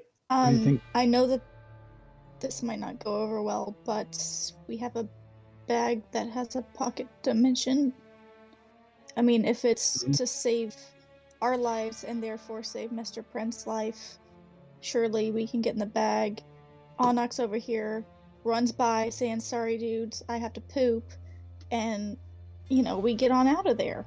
That's not a bad idea because it would also mean that we could go and talk to Mr. Prince's boss as well. Yeah, that's what I've been excuse. saying. You should go ahead. Not how and- this works. No, I think it's a Well- perfect idea. Like Onyx could totally get by these guys and get to the Dwarven camp. I mean, he could have, we'd have to take the dwarves with us, the two dwarves, because they wouldn't be able to get by with Onyx, and that's leaving Onyx by himself. So that is a little scary. However, Well, I do have no, disguise First of self. all, that's Tell you what, I think we're on the right track. Okay. We got Onyx is the leader of our little thing, and then you and I disguise as That's what I was thinking. Yeah. Draconians. So it's a Leonin with a couple of Draconians in a patrol that's assigned to scout. Yeah, so Snow takes Demetari, Briar, and the other two dwarves back to the library to talk to Mr. Prince and his boss, and then Onyx puts on the obsidian armor, and then Javid and myself will disguise ourselves as Draconian, and then we'll just walk by. Now I've got a I think you're pen and haversack overcomplicating it. That's not holding. overcomplicated. What do No, you hold mean? on. You want me Briar to take could straight 1, up make a 2, laxative. 3, 4. You want me to take? Sorry. 1, 2, 3, 4 people into a library that nobody is supposed to be into, that we negotiated our way out of. Look, all I'm saying is So like I've that's got the a safest handy option. haversack. How many of And us could fit in that? No, I think you guys should go to the library. I mean, I'm just saying, like, you're supposed. You It's said not gonna that. happen. It's not gonna work. You're not gonna leave alive. I mean, this deal is sounding more and more sketch. You can't even So go you back wanna into you it. want us to break our oath we that can. we made to keep their secret safe? I don't understand how you're breaking the oath. How about you By guys taking- put like blindfolds on or something, so no one this- sees the library? Yeah, see, this is where that whole asking more questions part should have came into play, where in an emergency situation, could we maybe leap into the bag? But, you know, I've already not a- asked to see the bag 5 times and keep getting told no because I was going to talk to Mr. Prince about this anyway. But some people, and I aggressively look at Asriel, decide they know what's best. So if she wants to go in the bag and deal with it, then let her go in the bag. Well, no, I wasn't Why gonna go in didn't the you bag. I ask was while gonna you were disguise myself. there? Well, you know, let's see. There's the Dragonborn that was kicking a whole lot of ass in pure darkness. So I'm just saying, and I don't. The options are fight them or go into the bag. Going Or into the give bag, me the bag. That's Or what I'm saying. we don't have about time how for about you what to go about back a in, different bag? We've unless got we a all go in, different but someone bag. needs to hold the bag. How many Well, soldiers were there? we're burning time just sitting here True. arguing. So either hand over the bag, we'll go talk to him, or I'm gonna loose an arrow into that fucking camp right now. How What many is- are in the camp? There was like 10 or 15. It would be a near thing for us, given our current strengths, assuming they don't have somebody with them who's got ice breath, fire breath, poison breath, exploding poison, etc. I mean, honest, we really So- need you because you speak giant. Snow, you can go back in. Here, and then I like hold the bag open for Snow to jump in. I pull out the handy haversack and say, "Look, I've got pockets people can get in this that doesn't involve a library, and you've got like 10 minutes. We can get past in 10 minutes." Oh, there you go. Because I'm not gonna break my oath for this. Well, Azrael's just gonna hear in her head, why did we let them go in? they should never negotiate on behalf of the party. No kidding. I wasn't negotiating. Oh, sorry. This is That's in between your head, us. right? You don't hear Yeah. this. Yeah. You can probably see our faces and assume we're talking about you, but Okay. Yeah, because my next recommendation would be, raising the dead and I'm gonna sending a little sleight of hand shambling the creature off bag out of to her the. hand. if you try to While grab it she's out of holding my it open. hand, I'm not gonna let you grab it out of my hand. I'm gonna contest that. You have advantage because I'm going to help you. I'm going to be helping I love this Azrael. tug of war. So it's balanced again. Sorry. We're literally pulling on a damn bag. And Liam's gonna have an aneurysm. Whoa. Okay. What the fuck is happening? Pick a side, Brian. Yeah, no, pick a side over, right now. As far as I know, I just kind of blip back into existence and you guys are like fighting over a bag. So there's Question a mark? thing that takes you to It's- another dimension into a It's, library. it's the satchel. You remember Mr. Prince's satchel? No, she doesn't. Where the fuck is Mr. Prince? Were you not here for that? No. No. And you didn't Brian, read Brian's the, been the, really adventure out of log it for a notes? while. All right. Okay, long and I've short just right been now. like super high, So- just like following along. Mr. Prince is this guy that we saved last time. He jumped in. Was gonna do some stuff. He jumped into a pocket dimension to go talk to his boss. Onyx went in after him at one point to go talk to him. Got trapped in this pocket dimension. I jumped in after Onyx because Onyx likes to get in trouble and somebody's got to watch his back. Found ourselves in a super big library, and we were, basically we were detained by these onyx, obsidian constructs, and we're going to be expelled from the library into a desert on a different plane of existence. And then Mr. Prince showed up, and then we went and we talked to the Grand Librarian, of which I am a archaeologist, so I brokered a deal with him to help out his employee, to protect knowledge and whatnot and reclaim some artifacts. Because this is a 10,000 plus year old gargantuan obsidian great worm, absolutely massive. So we brokered a deal to keep his guy safe and whatnot, and basically I have a new job. And then we came out, and a fight ensued. So they're currently a camp with a bunch of Ascidian soldiers, and so Ostrinium. Obstrinian, yes. And so we were talking about maybe having some people hide in the bag while we get past. But Onyx and Snow did not want to go back in because apparently that breaks their oath, even though we still don't fully understand the deal they made and think that they might have been brainwashed at some point. So we're very suspicious. And Azriel did hold up the bag for Snow to go back in to go and talk to them. However, now Snow and Onyx are trying to take the bag from Azriel, which is even more suspicious. I'd like to point out that the suspicious one has an alien growing on her back that controls her moves. It's a tattoo, and you don't really know that. You just think Azriel is weird. I'm just saying. Okay, like you just think she yeah. has a little moody sometimes. And so a big thing of That's the life why training business, but oh well. I'm not gonna bring people back in, and they weren't there for this, is I swore that I would keep their secrets and their knowledge.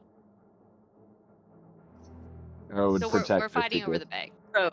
So why are we Yeah, in the position where we want to get in the bag in the first place? What's So happening out here? Are we all, now nearly there's dead? Like, no, there's an Australian camp ahead of us, and they're talking about hiding in this pocket dimension so that we can get through. But that would break my promise that I made, so I'm not about it. Especially when we have the handy You made a- haversack where we can just do it anyway. And I did not make a promise on the party's part.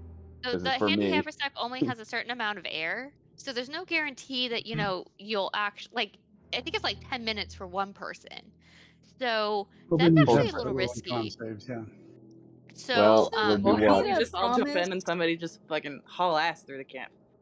I just don't know if there's enough You know, air 10 minutes of air for one one person. person. And we also have two dwarves with us that I don't want to die. Please don't let us die. So theoretically, Alright. only 3 people can be outside. Onyx is a Leonin, and we have Ascidian armor. We can put that on him. We do have 2 other sets of Ascidian armor if somebody else can pass, but we might need that for Azriel and Javid, who can disguise themselves. So if somebody else can maybe pass with Ascidian armor, we can put it on them so we have less people who need to hide. But really, I think that might be Snow and maybe Demetari, but because she's kind of human. Well, okay. Are we outside? Yeah, we're outside. We're in the Yeah. cave. So No, just well, kind of- we're in the cave. Is it like a really tall cave? Like 30 feet.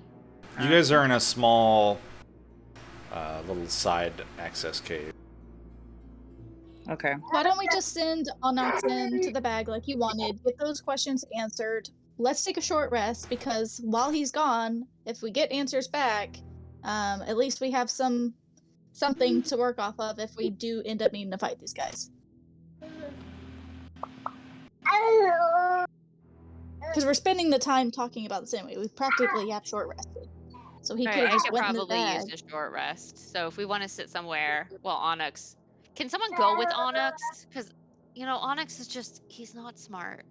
I would like I'll to go with go. Onyx. I want to be. Not No. you. I want to be where the books are. Well, I'm the You one that had his can't back go. in the pocket dimension. Why? Okay. I mean, the thing's open, Demeter. If you want to jump in there, I'm not going to prevent you. Why can't I go? There's books. Mr. Prince and I hit it off. I can help read the books. He probably can't read that many in one lifetime. Because they said they don't want more people coming in who aren't authorized. So we need to talk to them to figure out if we can let you guys in. I say, Okay, 'cause fine. trust runs both ways. Just go by yourself, and please make sure that I can come in, because I'm coming in. If I die reading the damn book, that's how I go. All right, cannonball. I'm going in the bag. He's like cannonball. All right. Yeah, she's holding. Azriel's holding it open. I just imagine that Onyx just jumped up and like. I'm mad. I'm Can't very see- mad. Can you just angrily cannonball in there? Is That's that what you I'm do? doing. All right. You jump into the bag, and kind of like rolling, tumbling to a halt. You find yourself in kind of this like large nestled alcove space. It's this like circular room. On one side, there's an opening, and beyond it, you can see stacks, shelves of books. Within the room, there's this like circular bookcase running the length of it. In the center, this small, warm little crackling wood fire and a metal hearth. Underneath the bookshelves, there is this like comfortable-looking like padded couch of sorts. And on the far side, sipping a little martini glass, is Mr. Prince. He kind of closes a book, sets it down. Hello, welcome back. As I stand up, I'm gonna spit blood onto the floor because Oh. I'm at like sitting straight at 6 hit points. I'm sorry. Are you okay? Been better, and I kind of like wipe my mouth. Here's the deal: we need to sneak past a group of people. Is there a possibility that we can let more people come into the library? Yes, the other members of your party are more than welcome to enter the library. What about not members of my party? Is there any way that we could situate like a small holding cell? I bring them in here blindfolded. They would only be here for an hour tops. All right. Can I get you to make a persuasion check?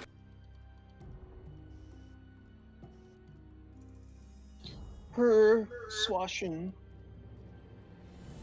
As Mr. Prince is kind of thinking about it, he stands up, drinks the last of his martini, and you see him like wave his hand in the air, and the blood disappears off the carpet. We might ask them to wait outside. I adjusted the entryway for the portal, so they will simply have to wait outside. Like outside the portal? So No, they I wouldn't mean be able to outside. come They'll be outside in the desert, and then we can put them back. But they shouldn't spend too much time in the library. in. Okay. All right. So the first 3 people that come through will be the ones that need to go to the desert. So is there any way that you could route them directly there? And then I'll come. And the magic will figure it out. They'll be fine. Okay. All right. Do you need a list of names of who's part of my party and who's going to the desert? No, it'll be fine. I'll figure it out. He knows who's in our party. I'm very He's met us. specifically trying to send Ezreal to the goddamn desert for the first time. I'm not going in. I said very clearly that I was going to disguise myself and stay out. I'm not even going in the portal. Mr. Prince gestures behind you, and the door is ready for you. Also, I had a very nice conversation with Mr. Prince when we were in the cavern. He knows exactly who Azriel is, and they're besties. All right. I'm going to step back out of the door into the real world. All right. You kind of tumble out of the backpack and find yourself standing amongst the rest of your party. The 2 dwarves are staring at you just like... I'm going to pick up one of the dwarves one-handed and dump his ass in it. And disappears into the backpack. I'm going to grab the other dwarf and dump his ass in it. Oh no! And the other dwarf goes in.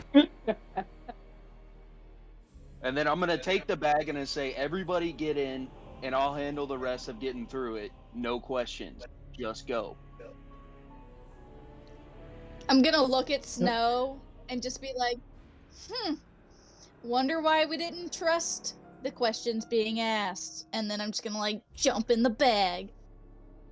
So I think Javid and Azriel should stay outside with Onyx. Just Yeah, somebody needs to help out in case yeah, things go sideways.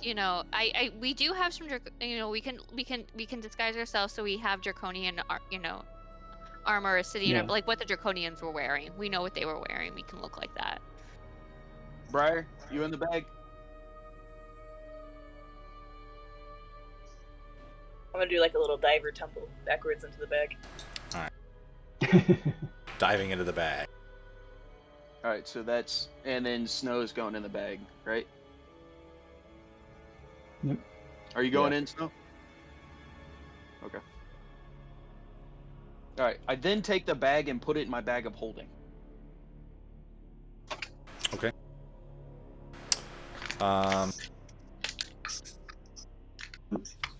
Sure. Does I that want to suck the step back oxygen 10 out of the feet when he bag? does that. Yeah, I'm pretty sure you shouldn't put a pocket dimension in another pocket dimension. Like, As you stated, I am stupid. Oh God! See, Good I lord. need to look up. There's something that happens. Like something Yeah. happens that's real Yeah. bad when you The put a pocket contents and dimension. everything within 10-foot radius Everybody- get blown to the. It's very specifically a bag of holding into another bag of holding, or a bag No. of devouring into a bag of holding. I It thought is it was very- a pocket Or- dimension or within a it's- pocket yeah. dimension. Pocket No, dimension and you another can pocket pocket dimension. dimension inceptionize things as long as they're not both the Mhm. astral. Yeah, you can't. There's no No nesting of pocket dimensions. nesting. So what? It just doesn't go in the bag.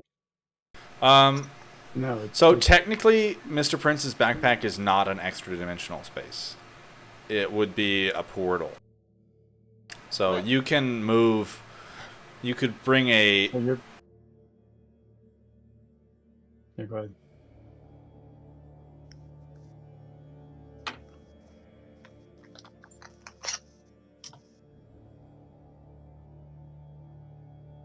Oh yeah. It's been a good day. Completely unrelated note, I just negotiated for my new project car.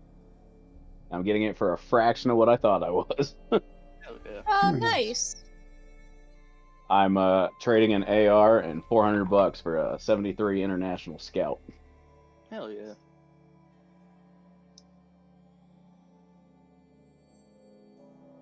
Azriel's not allowed to go for a ride. I'm just kidding. Why the cats hate Azriel? She saved your guys' life so many times. Yeah, I was about to say, you're getting, like, really bullied this session. All right.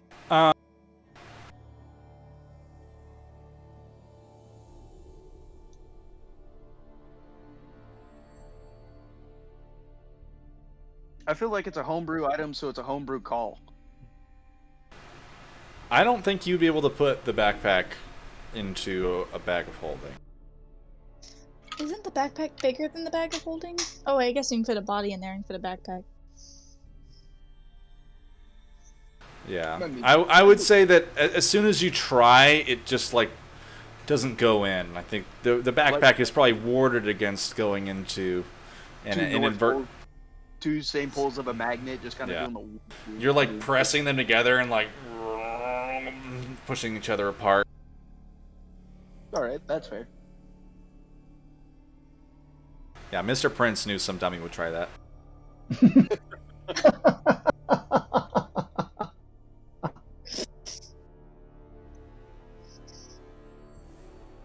So what are you guys doing? It is Javid, Azriel, and Onyx standing outside in this cavern. So I disguise myself to look like those draconians, and then it has the same armor, like basically the things that we were fighting. Okay. Yeah. You look like one of the soldiers from Austranium. Exactly. And I'm going to cast Disguise Self on myself as one of the scouts. All right. And then I'm also going to pull out the Astridian armor and try to put it on Onyx, and I'm sure he's going to fight, but I'm going to tell him that he needs the armor. Just like anytime you try to dress up a pet. Yeah, pretty much. I imagine it's a lot like trying to get like a sweater on your cat. You might be dexterous, but I can literally flick you with one finger and send you yeeting. Right, I'm not trying to hurt you. I'm This just is- saying, like, it's important that you wear the armor, okay? Right? You need to look like an Estrinium soldier, and I never fought this. I don't understand why you guys are acting like I'm a small child that can't dress himself. I just dropped kilt right there. I'm glad Oh I'm in the my. bag. All right. So what's our story? We were scouting mission, going to The camp. scout the defenses, the city's defenses. Yep. Okay.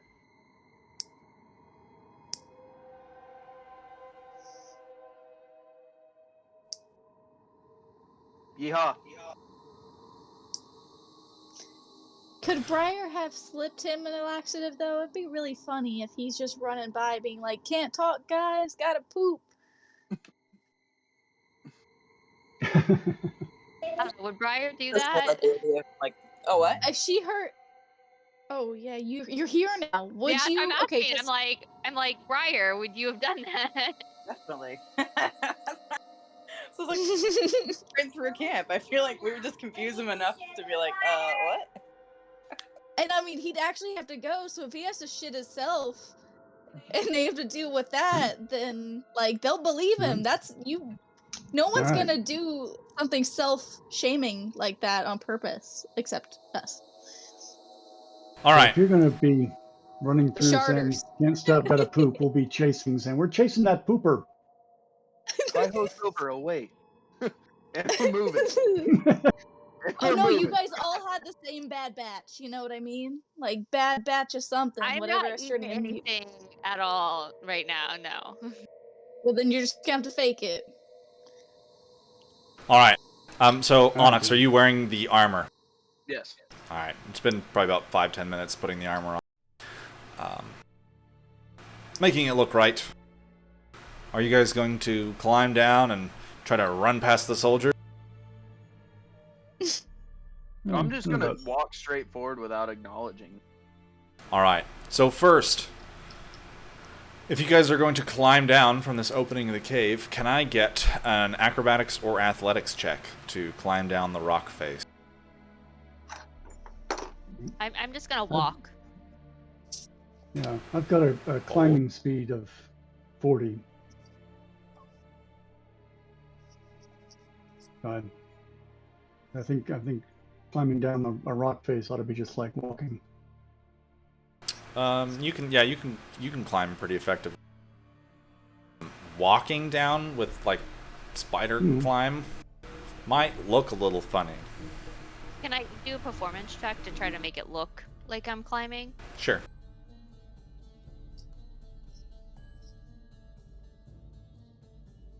All right.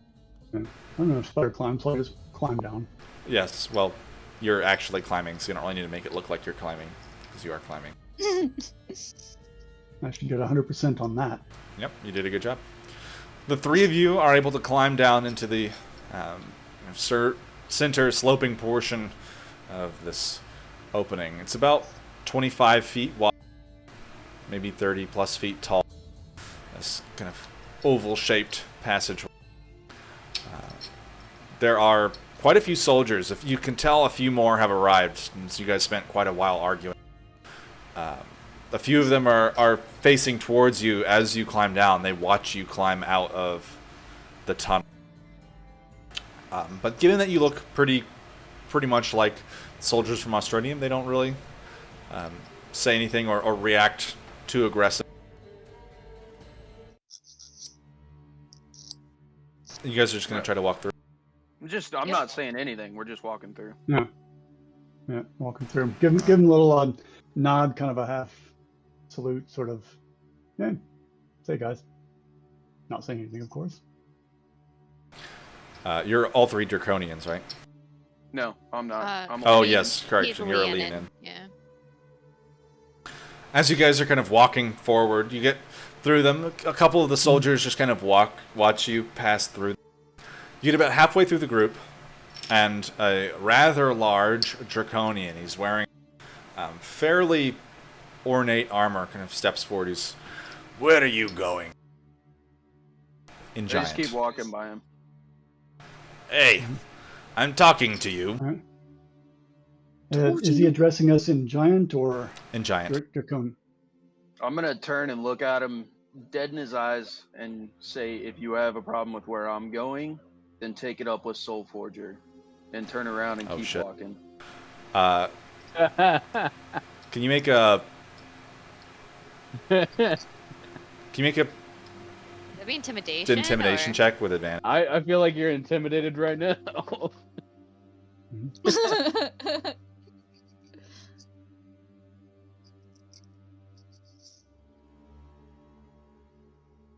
Oh, fucking balls!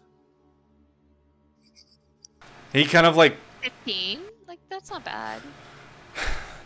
the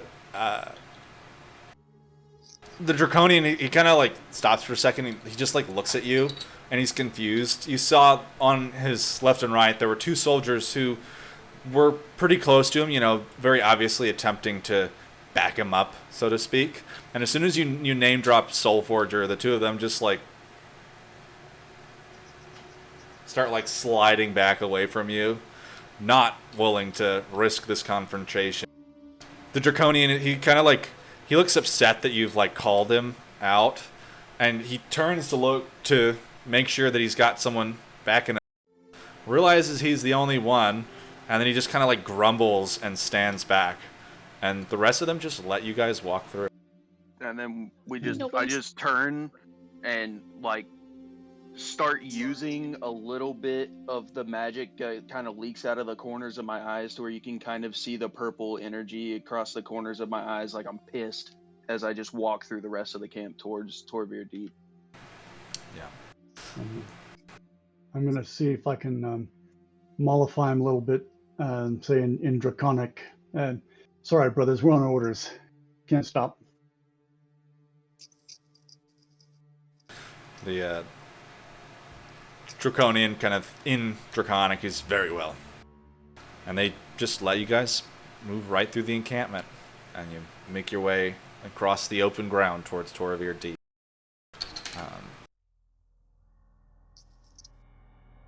As you guys are traveling, you can see amongst some of the other openings into this space that there are a few other caverns that also have soldiers building these little encampments in them. The city itself appears to have kind of built up their defenses. No longer is it just the open gates. Now it's like true, like big, thick metal gates that you cannot see past. You note kind of poking their heads over the walls, little like helmeted dwarven eyes watching you guys cross the open ground. But once we're outside, like, so the I can't pronounce their name. Astrinium. Yeah, once they can't see us, I'm gonna switch back to Azrael. I mean, they can see you guys. You guys are just walking across like flat open ground, basically. Okay, so then yeah, Is, I guess is there like rubble or something? Anything that would break? I mean, there's small line of rocks sight? you can hide behind, but you know, nothing So- human size. I'm gonna In hold my Dwarven? hand. I'm gonna really just raise my hand up and call out in common. Oh, request to speak. I actually what I want to do is right when he says that, I want to say in Dorvran, rock and stone were in disguise. All right. You guys approach the gate, and after you shout out in Dwarven, you hear groaning and creaking of metal, and the gate begins to open. And I think that's where we'll stop for the week. So, hope you guys had fun. Aggressive. We have problem solving. Aggressive name drop. That